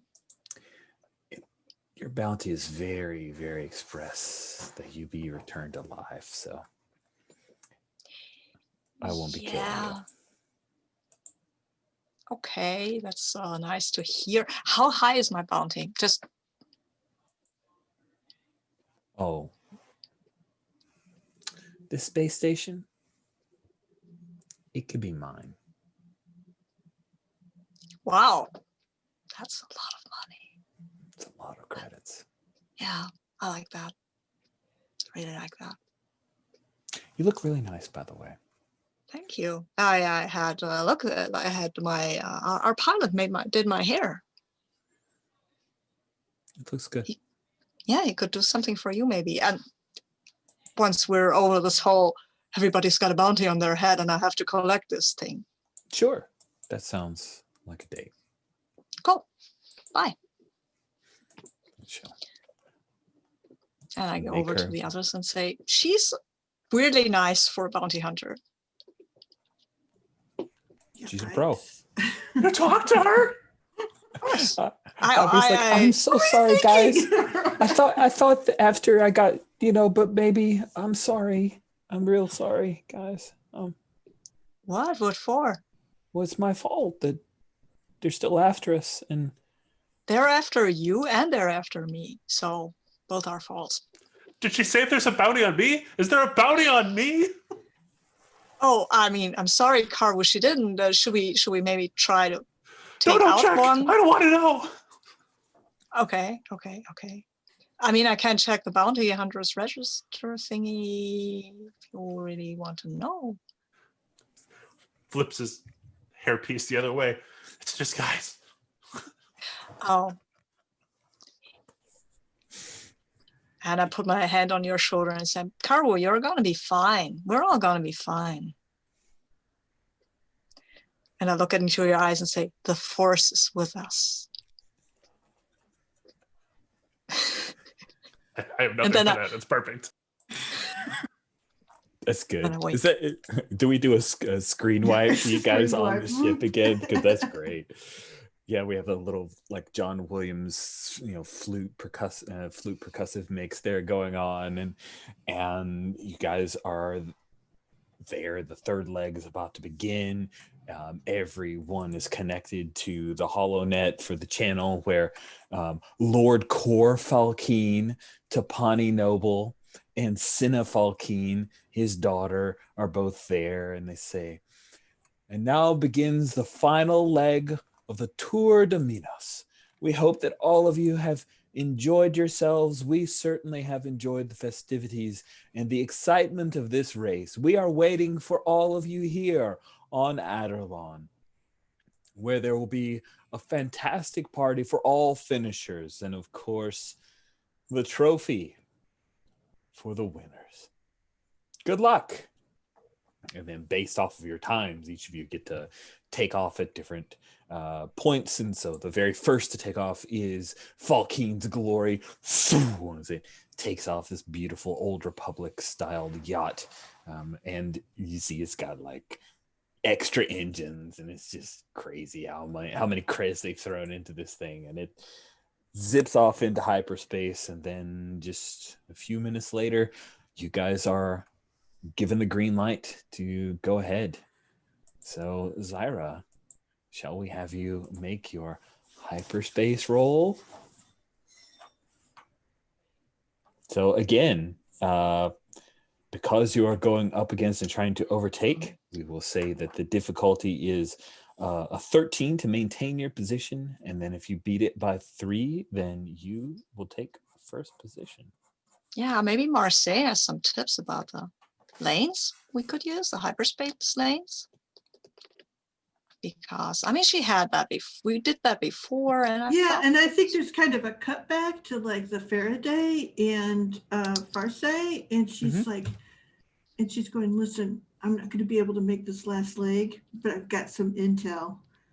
Oh, and nice. She goes, don't tell anybody I got this. But definitely don't tell anybody you used it. all right. Thanks, sis.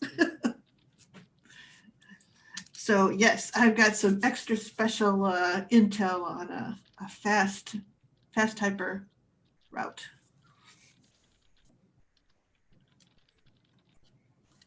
Nice. All right, well, let's see you pull off your engines plus your flight.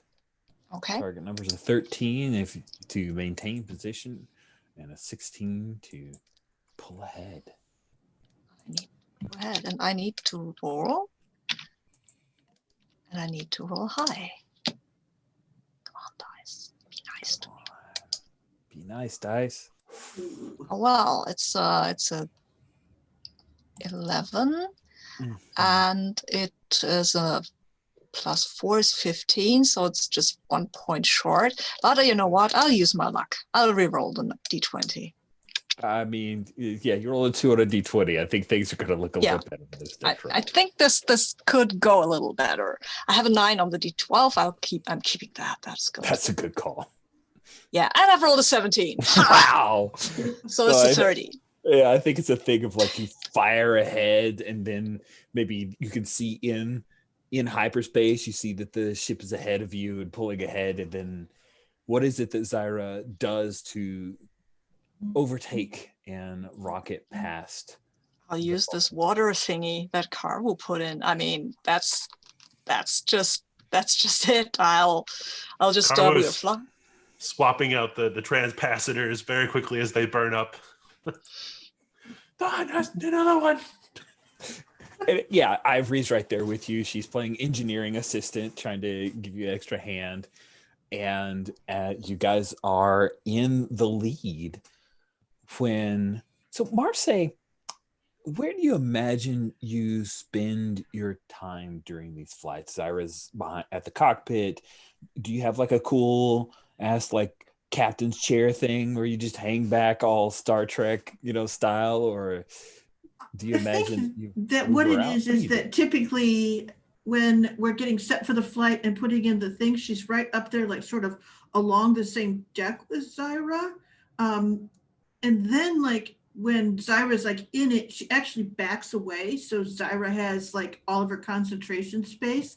And for the most part, even though she could be sitting in that seat, she tends to just hold on to a strap behind and keep an eye on, like she's watching down the corridor for Karwoo's screams, and then the thing, but she's just kind of, there's lots of places a captain can sit, but Marseille stands and is ready to run wherever she needs to go. Nice. So you guys have been at this for over an hour. The ship is starting to warm up a little bit because you're really pushing things. And at one point, Marseille, you hear Karwoo like scream out because he's burned one of his fingers on one of the capacitors. He yanks it out. And of course, Ivory has like cloth and everything. She takes the capacitor and dumps it in the little holding area. And you glance down, wondering if maybe you should go to relieve them or bring them some kind of refreshments when you see, remember you guys cleared out a bunch of the engine areas in order to make smuggling compartments. Good. Do you remember when Zyra failed that role to ask the bounty hunters to stave off for a day? Do you remember that? Mhm. Okay, good. Awesome. So the smuggling compartment, you see the door lift up. You see a pair of like yellow beady eyes glance around, but you clock them, Marseille. I do. Our eyes. What do you do? Yes. I think that she takes two steps over and she slams her foot down on that hatch. And yeah, I think I will. Sure, I'm the worst at fighting. I have no idea. But yeah, I think she's going to try to lock that hatch. I mean, your fight's a D6. Awesome. So yeah, let's. It couldn't be any worse, right? It could be a D4 because your brawn is a D4. You actually have a bonus of +1. Yeah, but I'm protecting my teammates, so. Yeah, so you step on the thing and you hear the like bonk of the Jawa's head. Yep. And you're, ow! Poor Squaz. Unfortunately, Squaz wasn't in the smuggling compartment by himself. So you do need to make if you're looking to latch that thing, I think that's moving quickly, right? Because you're not attacking anyone. Okay. So it's how fast you are on your feet. Let's have you make a flight roll instead. Oh, okay. What is my flight? Like 12 or 10? I believe it's a D10. 8? Oh, a D10. Okay. D10, that's better than a D6. It is, which is good because you're going to need a 10. Okay, I'm going to need a 10. And I've got a +3.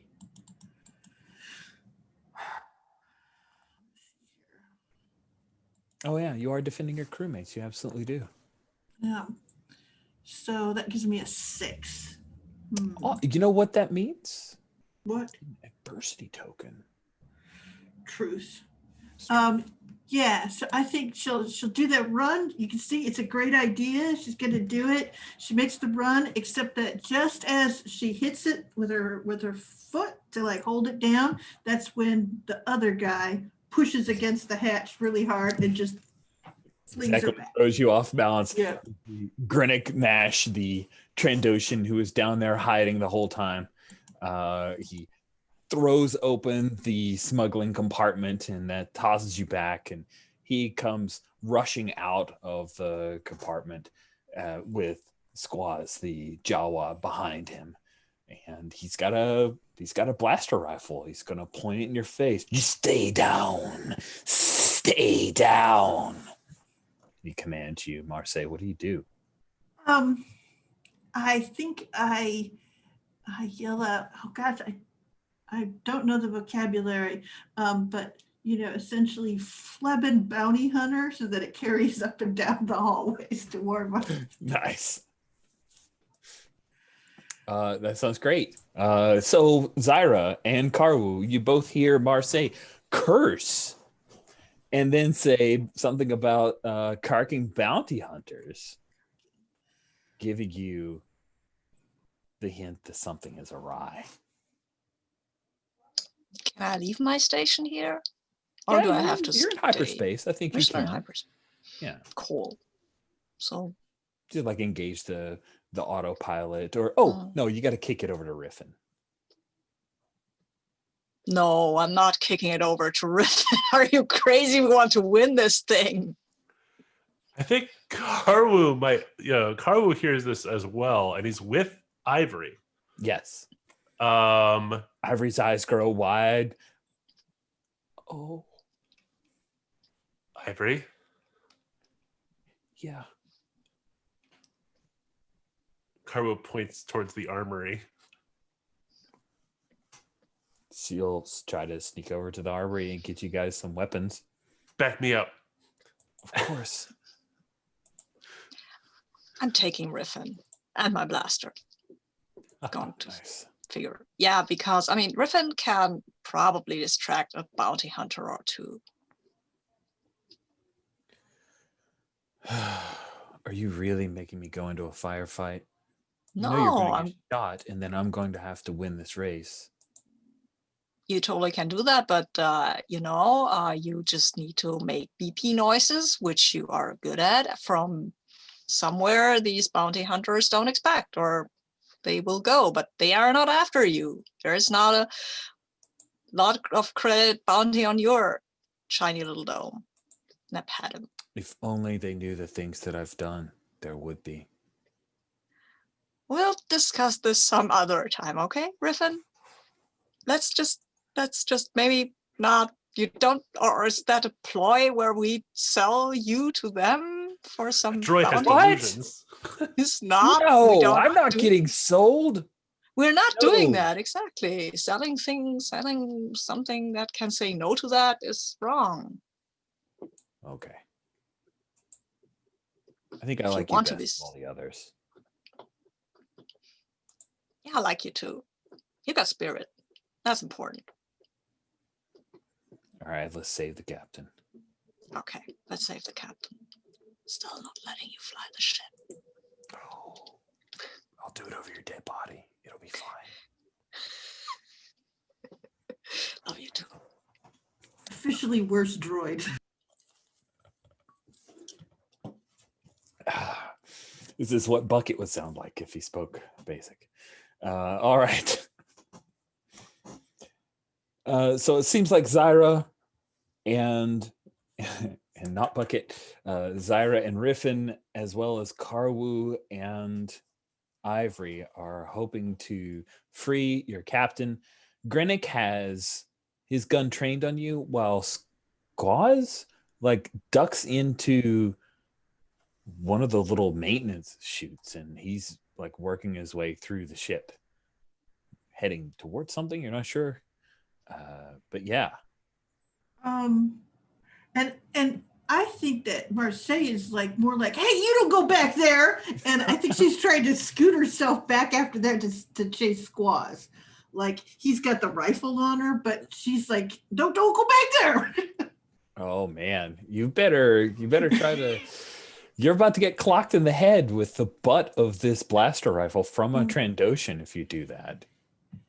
I will brain you, pretty lady.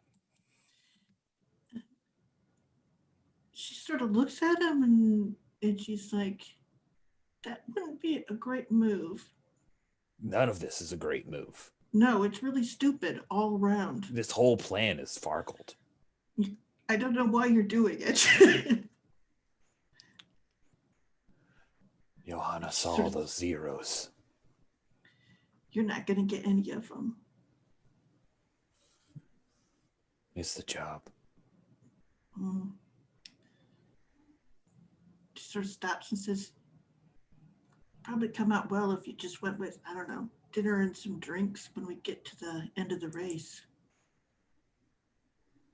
Are you trying to charm him into standing down? Yeah, I think so. Let's see how this goes. That He's might not pretty go committed well. to a crazy plan. So I I think know. the difficulty is going to be impressive. We'll call Okay. it 10. It's a nice 10. All right. lucky 10 to talk him out of his wherewithals. Your charm is an 8, so An 8. And I'm trying to protect my teammates. you are. I'm going to You're use that so much. I'm the worst. so much. 3. If I fail, it's another adversity token and it'll be awesome. Oh, I do fail. My God, a 1. Nice. Nice. Wait, You have the adversity token you can re-roll, right? I could. Should I? I would have to roll Or you really can well. keep the adversity. I'll These give it a adversity tokens try. are pretty great. Yeah, You're gonna spend an adversity token for Sure. lucky. It won't be well. It won't go well. Oh no, I got an 8. Oh, nice. And it's a Oh, D8, so don't you roll yeah. again? Yep. With a 4, so that's 12 plus 3, 15. 15. Nice. So it went from a fail to a swingy success, a Swinging 5+. success. You succeed quite impressively.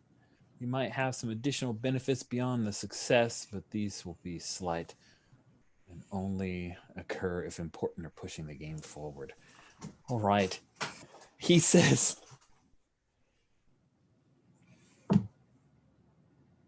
all right. You should keep an eye out for Johanna, but pulls the rifle up. She stops and goes, now Zyra wants to run a scam on her family.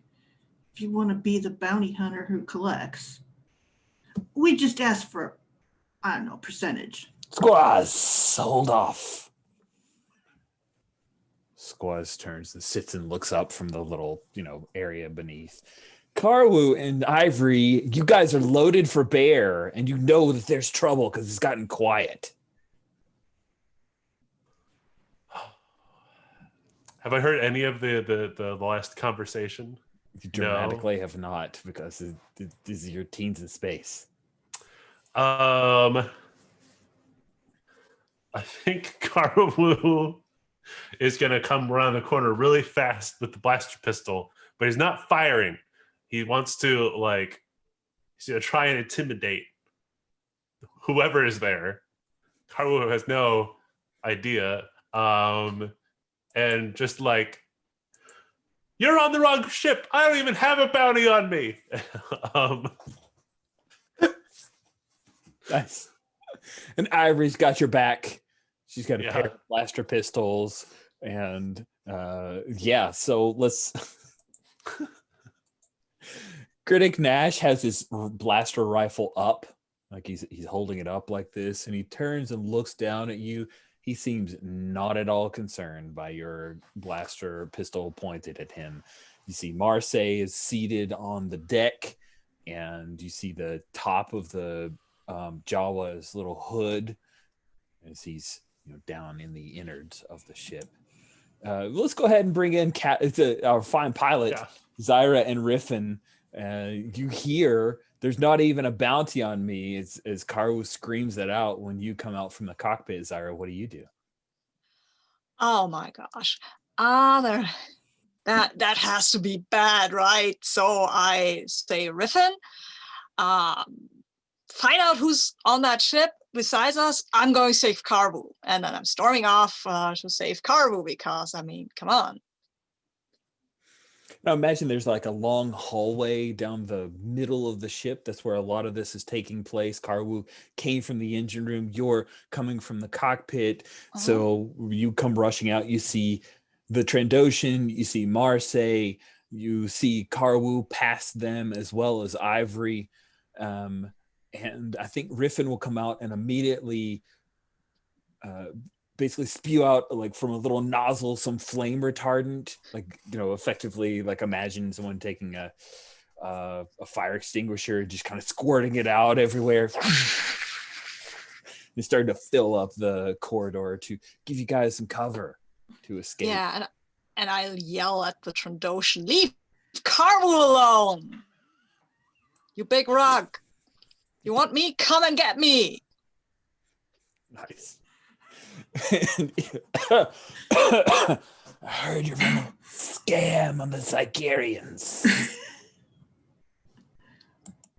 Oh, yeah.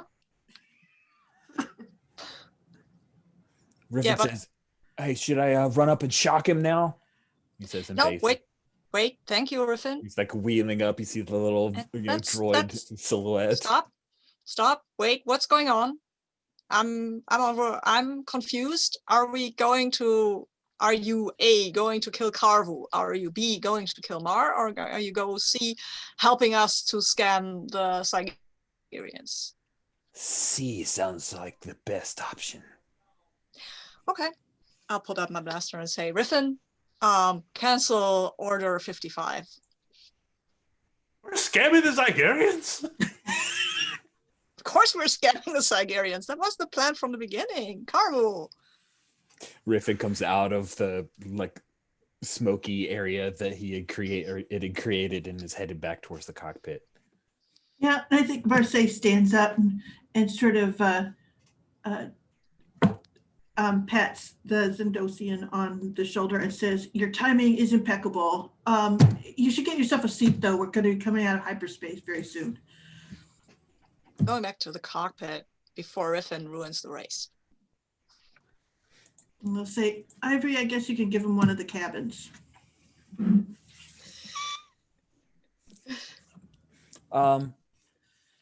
Sure. You guys can have the ones that Cero and Dia had. This clean, I cleaned it. I'm just a very innocent maid who happens to look like a dangerous Ratataki. Very strange that. That says, yeah, I believe that if I didn't know your chain code. And they will be led. It turns out that Johanna's not on board. She just sent her 2 bounty hunters after. She's somewhere else. So you have successfully convinced these 2 bounty hunters to partake in some kind of what is the gist that you give on this scam that what is their part they have to play? Grenad's like, oh, tell me again, what is the part that we have to play here in this scam? And we need a bounty hunter to actually bring her in. And you've got and she sort of stops and goes, you could accept the credits, right? Of course, we're gilded bounty hunters. Once she's in their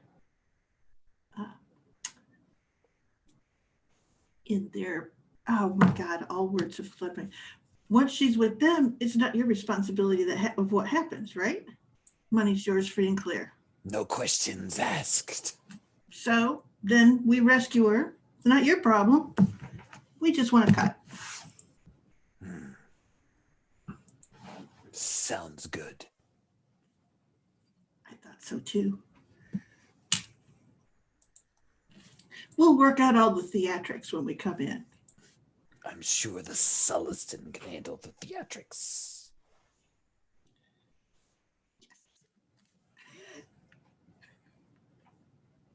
And I think Squaws will go, look, we're on the HoloNet. Really? What is it? What are we on the HoloNet? Oh, and he blows up the little thing on his little data pad, and it's some of the pictures that were taken from you guys. And he's it's you guys are known as the Tempest, and the Tempest is in second place, and it's going up against the Falkeen's Glory. Just a little kind of puff piece on the Tour de Minos, and there's a quick interview with the Tapani noble, Lord Cor Falkeen, and it cuts in with his daughter Senna, and they talk about how excited they are that not only are people enjoying the race, but learning a bit more about the Minos cluster and all of the wonders that it can bring to enterprising young gentle beings. And what I take away from that is that we're in second place. So she turns around and goes, second place isn't good enough. Let's do first. Come on, team. That's what we're going to concentrate on now. Nice. And Grinnick Nash looks over to Squaws. Second place is the first loser. Squad says, I don't know. Have you seen what the second place gets? It's a lot of credits. I'd take it. Cool. So is the next scene you guys coming out of hyperspace, or is there anything more you wanted to do? Can we take the briefest of breaks? Yeah, let's do Just a that. minute So or it's two? 11. Yeah, let's take like, a couple minutes. Okay. So is the next scene you guys coming out of hyperspace? Mhm. And with that 30 that Yeah. Zyra had rolled, Yeah. you come hurtling past the time marker, and you actually pass it and hear the chime of it as the Falkene's glory is coming out of hyperspace, because there's like a dead run where you can use the force in your sublight engines, and it's just now coming out of hyperspace. You beat it that bad. And the holonet channel that Squaz has been glued to, showing all the people cheering and the announcement. There's all these, like, as you're coming to Aderlon, because you guys have to actually, come in and land. You already see the fireworks that are going on. They've timed it to where you're coming to Aderlon in the evening, right? So it can be nice and bright. There are all these ships that are in orbit around to watch you guys win the Tour de Minos. And then you come down into the atmosphere, and there's all the hollows across the sky. Aderlon is where it's a burgeon, has a gigantic hollow industry. So of course there are all these like production companies that are doing their own little drone filtered hollows and all kinds of different hollows. And there's this big, sign of the New Republic and the, all the, hey, we're part of the New Republic excitement. And there's even one hollow of like a gigantic Princess Leia Organa there. She's not actually there, but there's a hollow of her welcoming you guys to win the Tour de Minos. Did you know that they actually, the Hearts of the Force was filmed here? Did you know that? And Riffin says, I heard that was a terrible hack. That was great. I mean, I've been watching that, and that was great. That gory character, I didn't believe blew it out of the anything. water. That Wookiee was not believable at all. I love that Wookiee. That was the greatest Wookiee ever. Hashtag worst Wookiee. And the makeup they used on that Zabrak, like, I was supposed to believe that's a human. He was a rat attack. You're not a Zabrak. See, it was so bad that it looked like a Zabrak pretending to be a human. Worst. So, Didn't even have spikes on his head. He might as well have been spikes. I stopped paying attention. I don't know. And of course, I think when we come off the ship, the thing is that the bounty hunters are there with us. And the whole thing is to make it look like they're trying to hide the fact that they're escorting Zyra.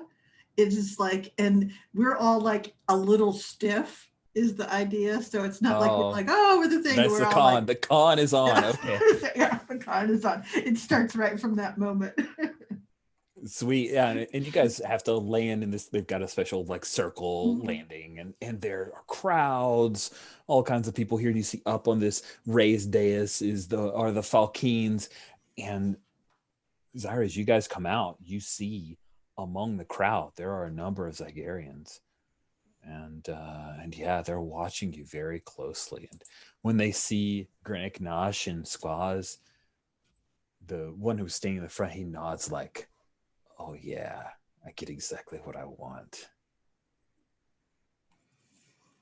So Zyra, what's your reaction when you see this person? And I think there's maybe just like a hint of, like, there's something about his ears that look just similar to yours. There's just, I don't think you weren't raised around Zygarians, but I mean, I'm coming down from one adrenaline rush, and I was going to celebrate, but the scam is on, so I can't, and I have to pretend now to not be totally happy that we won this fabulous race.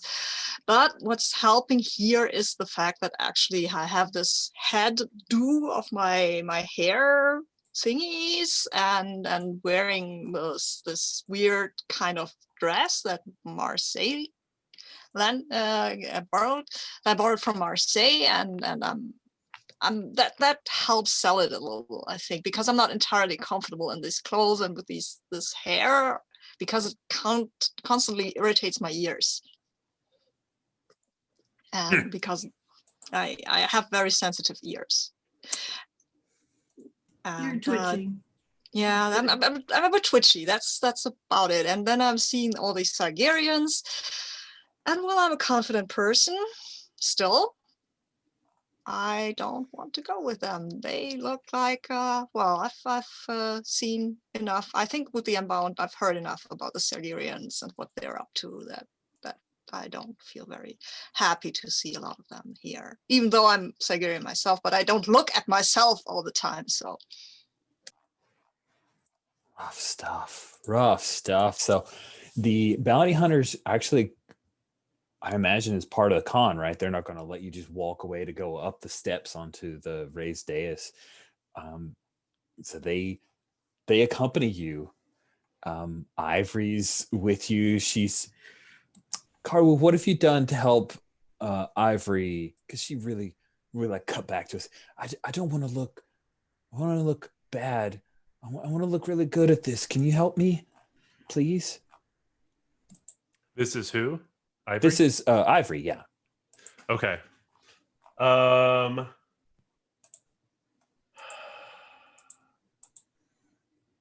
Yes, of course. Oh, but you don't have any hair. No, I'm sorry. I was born this way. No, it's fine. It's fine. And I think Karwu is going to like, you know, it is almost a disguise, right? Because Zyra is a well-known bounty, and that's whole part of the thing. But like, we're about to be on a whole bunch of holovid stuff, and if Gizor sees this, we're in big bantha poodoo. So, Karwu is going to try to disguise Ivory with a little bit of help from, you know, maybe even putting some hair on Ivory and gustying her up so that she looks like a completely different person, at least for the holovids. Nice. Is this brains? I think so. I think it's definitely Okay. brains. And then I get my +3. What's the difficulty? Yeah, you get your +3 from cosmetology, and I think making her unrecognizable. You know, here's the deal. I will let you take a look at the difficulties. You tell me if you just want her to be nondescript, that's like a 7. But if you want to set a Okay. higher difficulty for something you like really want to push and challenge yourself, you tell me how much higher you want to go. I want her to not be the focal point of Okay. the whole thing. That's just 7. Okay. Let's Certain do for that. those who are skilled at it. You know, if they track us down later, I guess we're already doomed, right? So it's a 5 plus my 3 is an 8. Don't you have a +2 on brains automatically? That's included.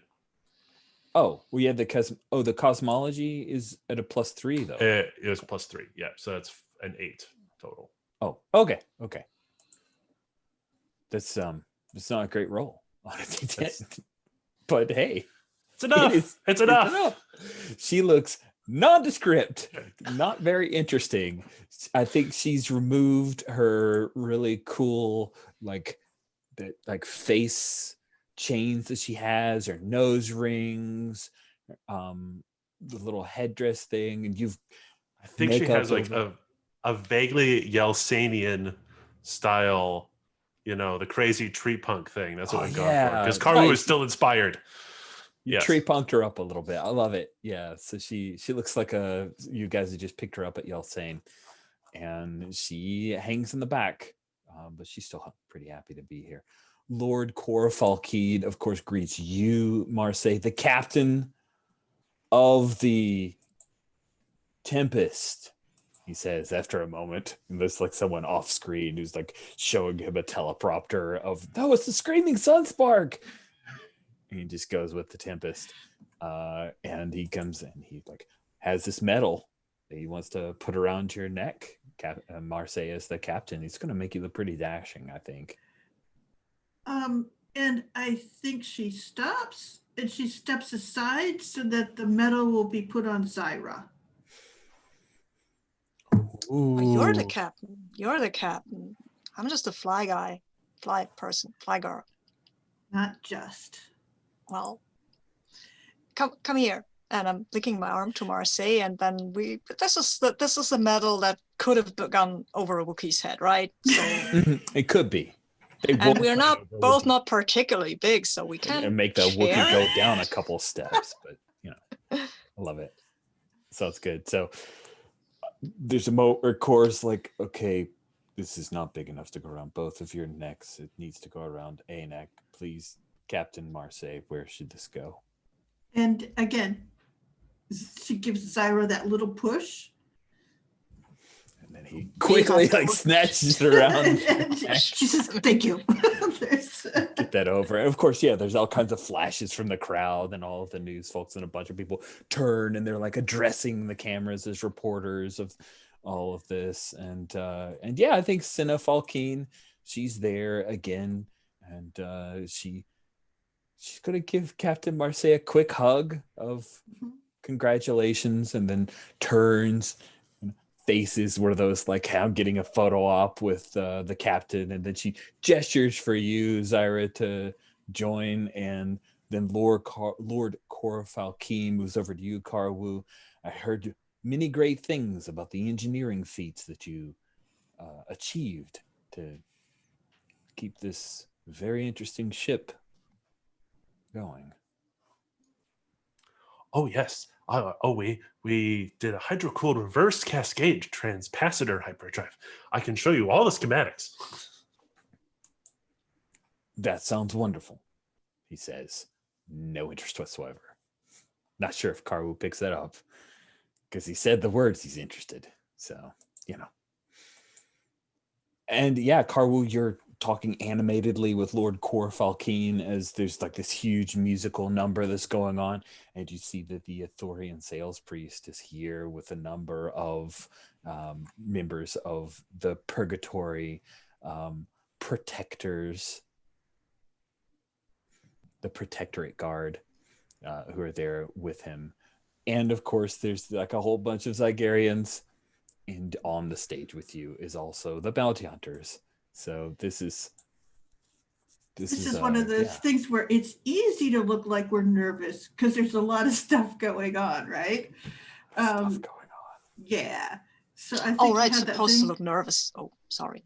No, and she says, I think Marseille says a couple of like words about the Safe family and their support through all of this. Nice. And then she kind of steps back, and I want to give the thing of that everything that this group that's on the podium is doing is to try to get away from everyone.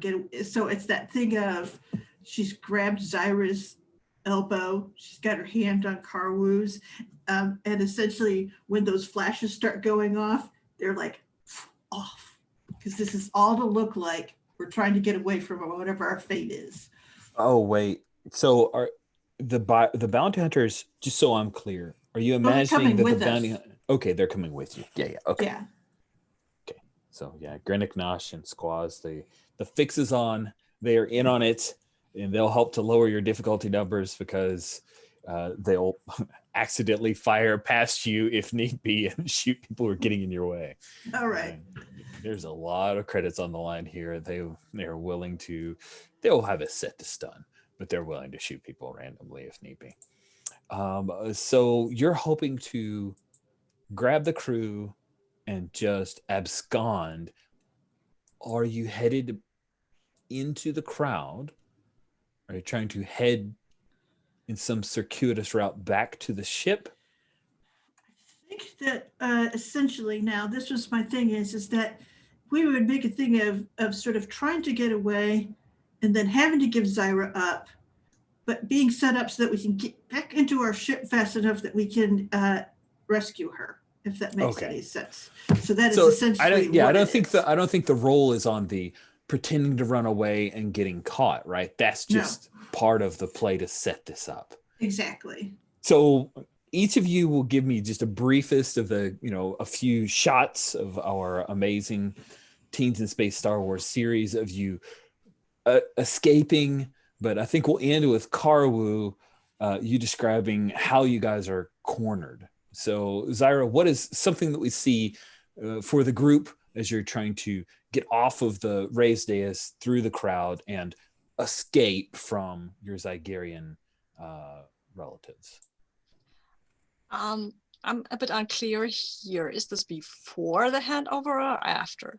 This is the pretend to escape, Oh, yeah. but get captured, and then there's a handover. So, oh, right. Okay. So I pretend to shrug off Marseille's hand and then run a few steps. And then, of course, I mean, I'm wearing these rather unpractical heels right now. And I'm breaking all of them off. oh, you broke a heel. Oh, that's awesome. Yeah. We cut to a reaction from Karwu because I imagine you maybe picked out those heels. Yeah. And then Marseille, you guys get off of the dais. You help Zyra back up, and you're running through the streets. Crowds are parting, and they're like, "Oh wow, look, they're champions of the people. They're coming in." What is it that we see Marseille during this chase sequence? There's some cool things she pulls off. I think that one of the things is that she's running and she's like trying to keep like Zyra with like to make it look right. But there's that whole thing of every time they're about to like smack into someone that they could actually hurt, you see her actually like move them off, if that makes any sense. Like very like, you know, not pushing anything like that, but kind of goes, no, here. And she's very like trying to do this without hurting anyone else as they go through. And then finally, Karwu, what does it look like when you guys are cornered and forced to hand over Princess Zyra Tarvo to the Zygerian? I think a lot of the reporters who have turned their cameras are now turned back because there's obviously this isn't how this whole thing is supposed to go, and so they've all pulled out their things and on the highlight reel for the Hall of News that night, forever and ever. Repeatedly is this shot of Zyra like getting closer to the screaming Sunspark, as Marseille and Karwu are like moving people out of the way, and this Trandoshan is waving his rifle, and then these old Republic cruisers just in over top of the dais area, and immediately like these really bright lights come down and Princess Zyra Tarvo. Yes, I love it. I love it.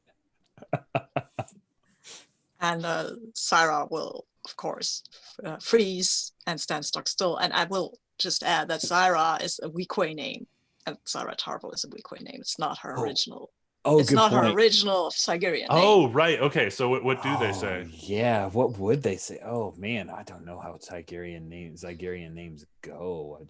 I mean, I glanced and got one. Let's see. Star Wars. Do you have a name you want? Oh, not particularly. I think princess is the Keyword there, princess, name. Well, but I mean, Zygerian Queen was only called Queen in the whole four-parter about okay. these. That's true. So. I think. Oh, I've got it. So I think I know what we'll go with. We'll go with the surname of SCINTEL, which was the same family name of Mirage Sintel, who was the Queen of Zygeria during the Clone Wars, and then we'll say, yeah.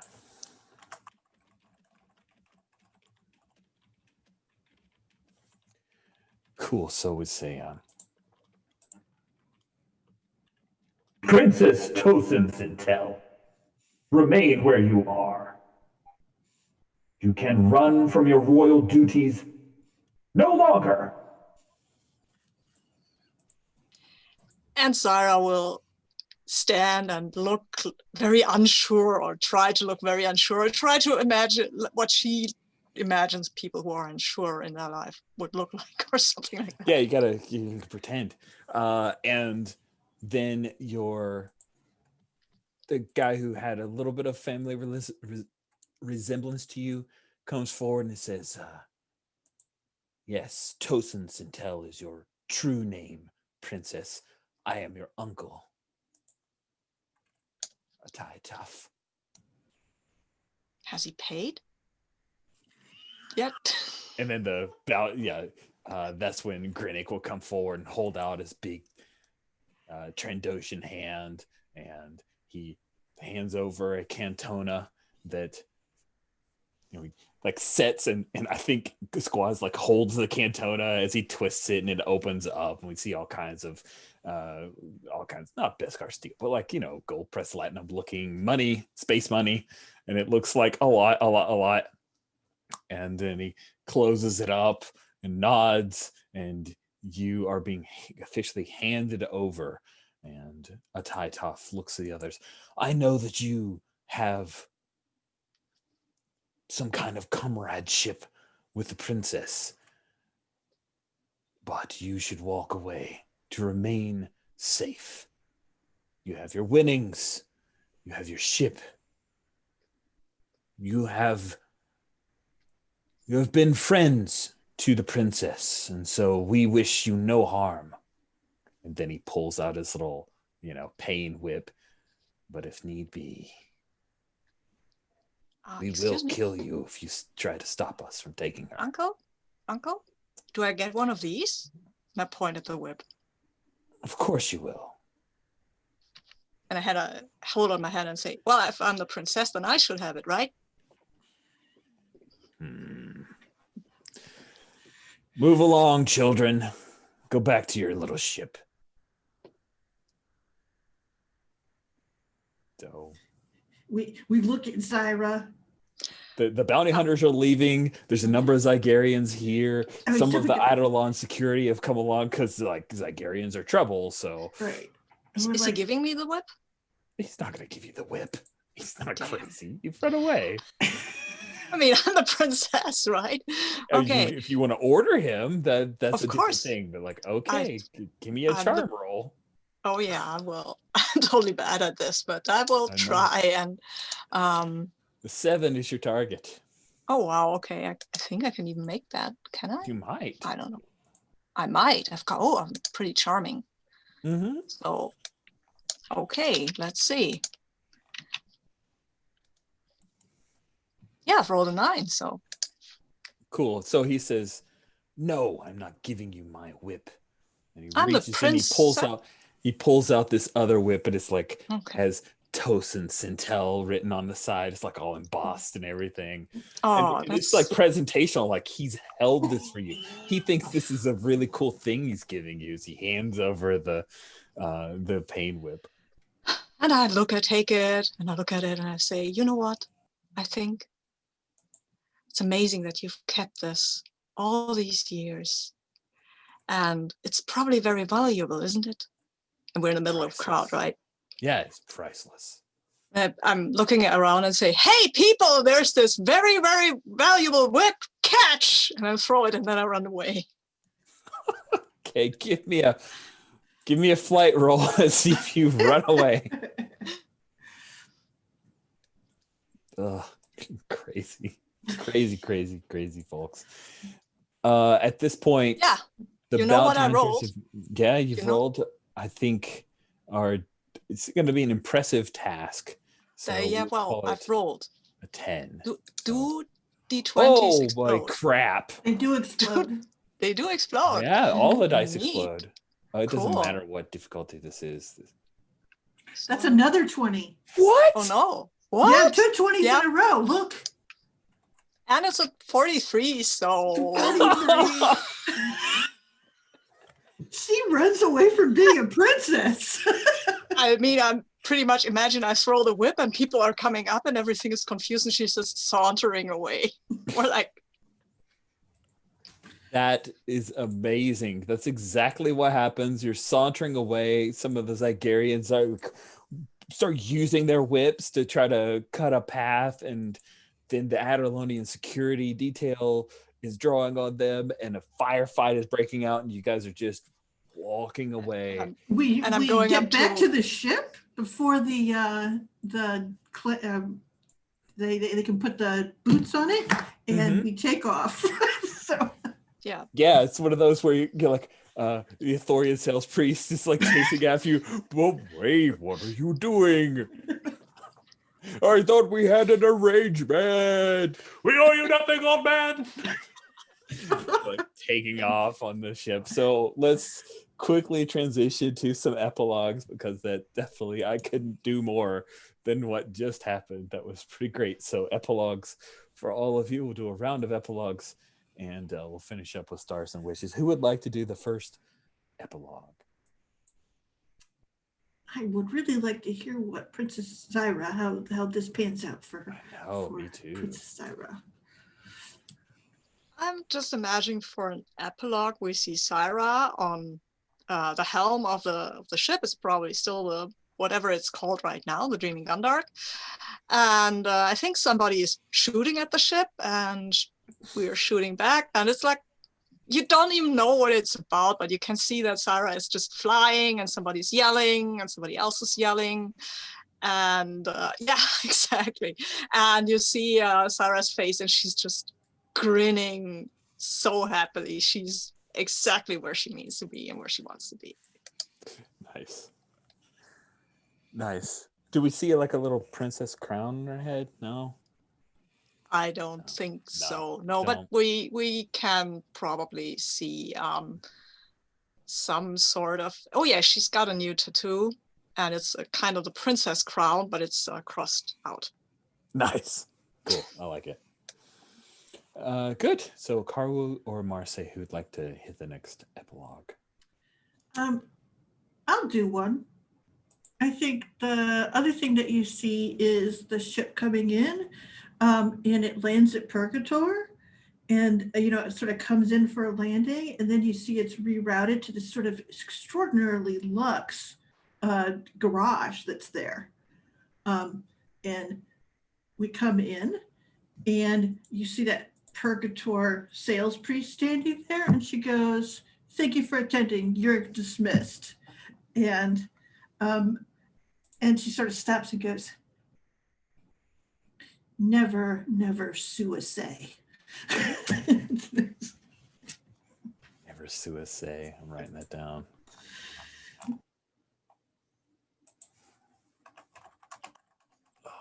It's hard to follow both of those. I think there's, it's a shot in the engineering, possibly, at the same time as all of this, the shooting that Zyra is flying us through, and Karwu is yelling at Squaz, because he's taken apart the hyperdrive motivator once again, and Ivory is like leaning out of one of the rooms, and she's back to being like her normal Ivory self. He goes, "Do you need help? Do you need help?" "No, Squaz." Yeah, and then I think we see like Riffin just run through, spraying retardant everywhere, and it's situation normal. Karwu is still dreaming about being a cosmetologist and getting away from all of this, but he's stuck here and he still loves it. Awesome. Wow, that was a tough one to follow, but I think you did great. So it sounds like the bounty hunters like just use the screaming sunspark as the way they get around the galaxy, which is great. Yeah, they have enough money now, so. They do. Great. So that will bring our Teens in Space 4-shot to a close. That was really wonderful, you all. Very wild and fun. So let's do a quick round.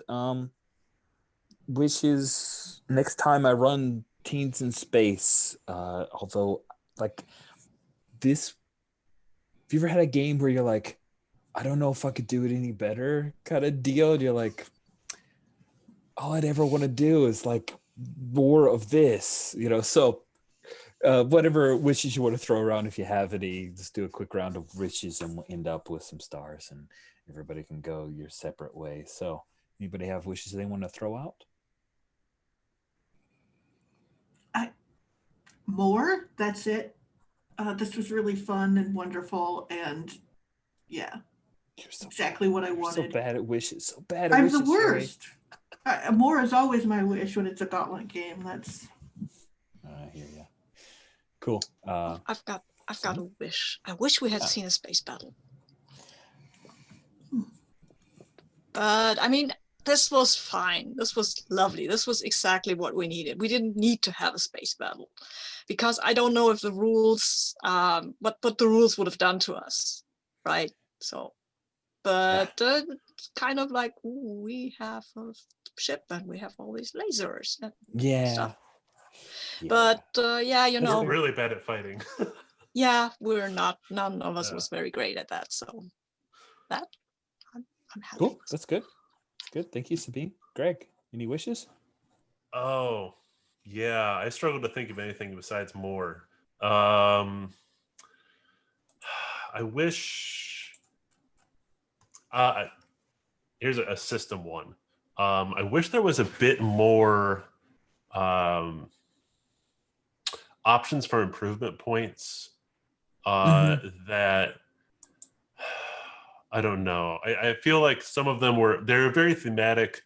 I think we've talked about, or maybe I'm just repeating stuff that I listened to Sherry on the podcast. But no, I remember there being like, it does seem like the game wants to be able to do Teens in Space and Star Wars, Teens in Space and Star Trek, Teens in Space and Firefly, Teens in Space, and like there's a broad range of sci-fi that you could do.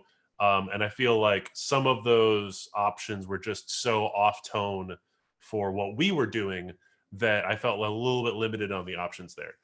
So some more reflavored ones, or there's also some ones on there which is like, I don't even know why you would ever pick that one. So there was that. I wish I'd rolled. I think Karu mostly rolled brains. Which is fine. I think 10 is a nice median point in the system. As I had a couple times where it exploded, I believe. Not sure. So yeah, I think that's it. But yeah, I couldn't ask for anything really but more. So it's all fair points. Okay, cool. So then we'll do a round of stars.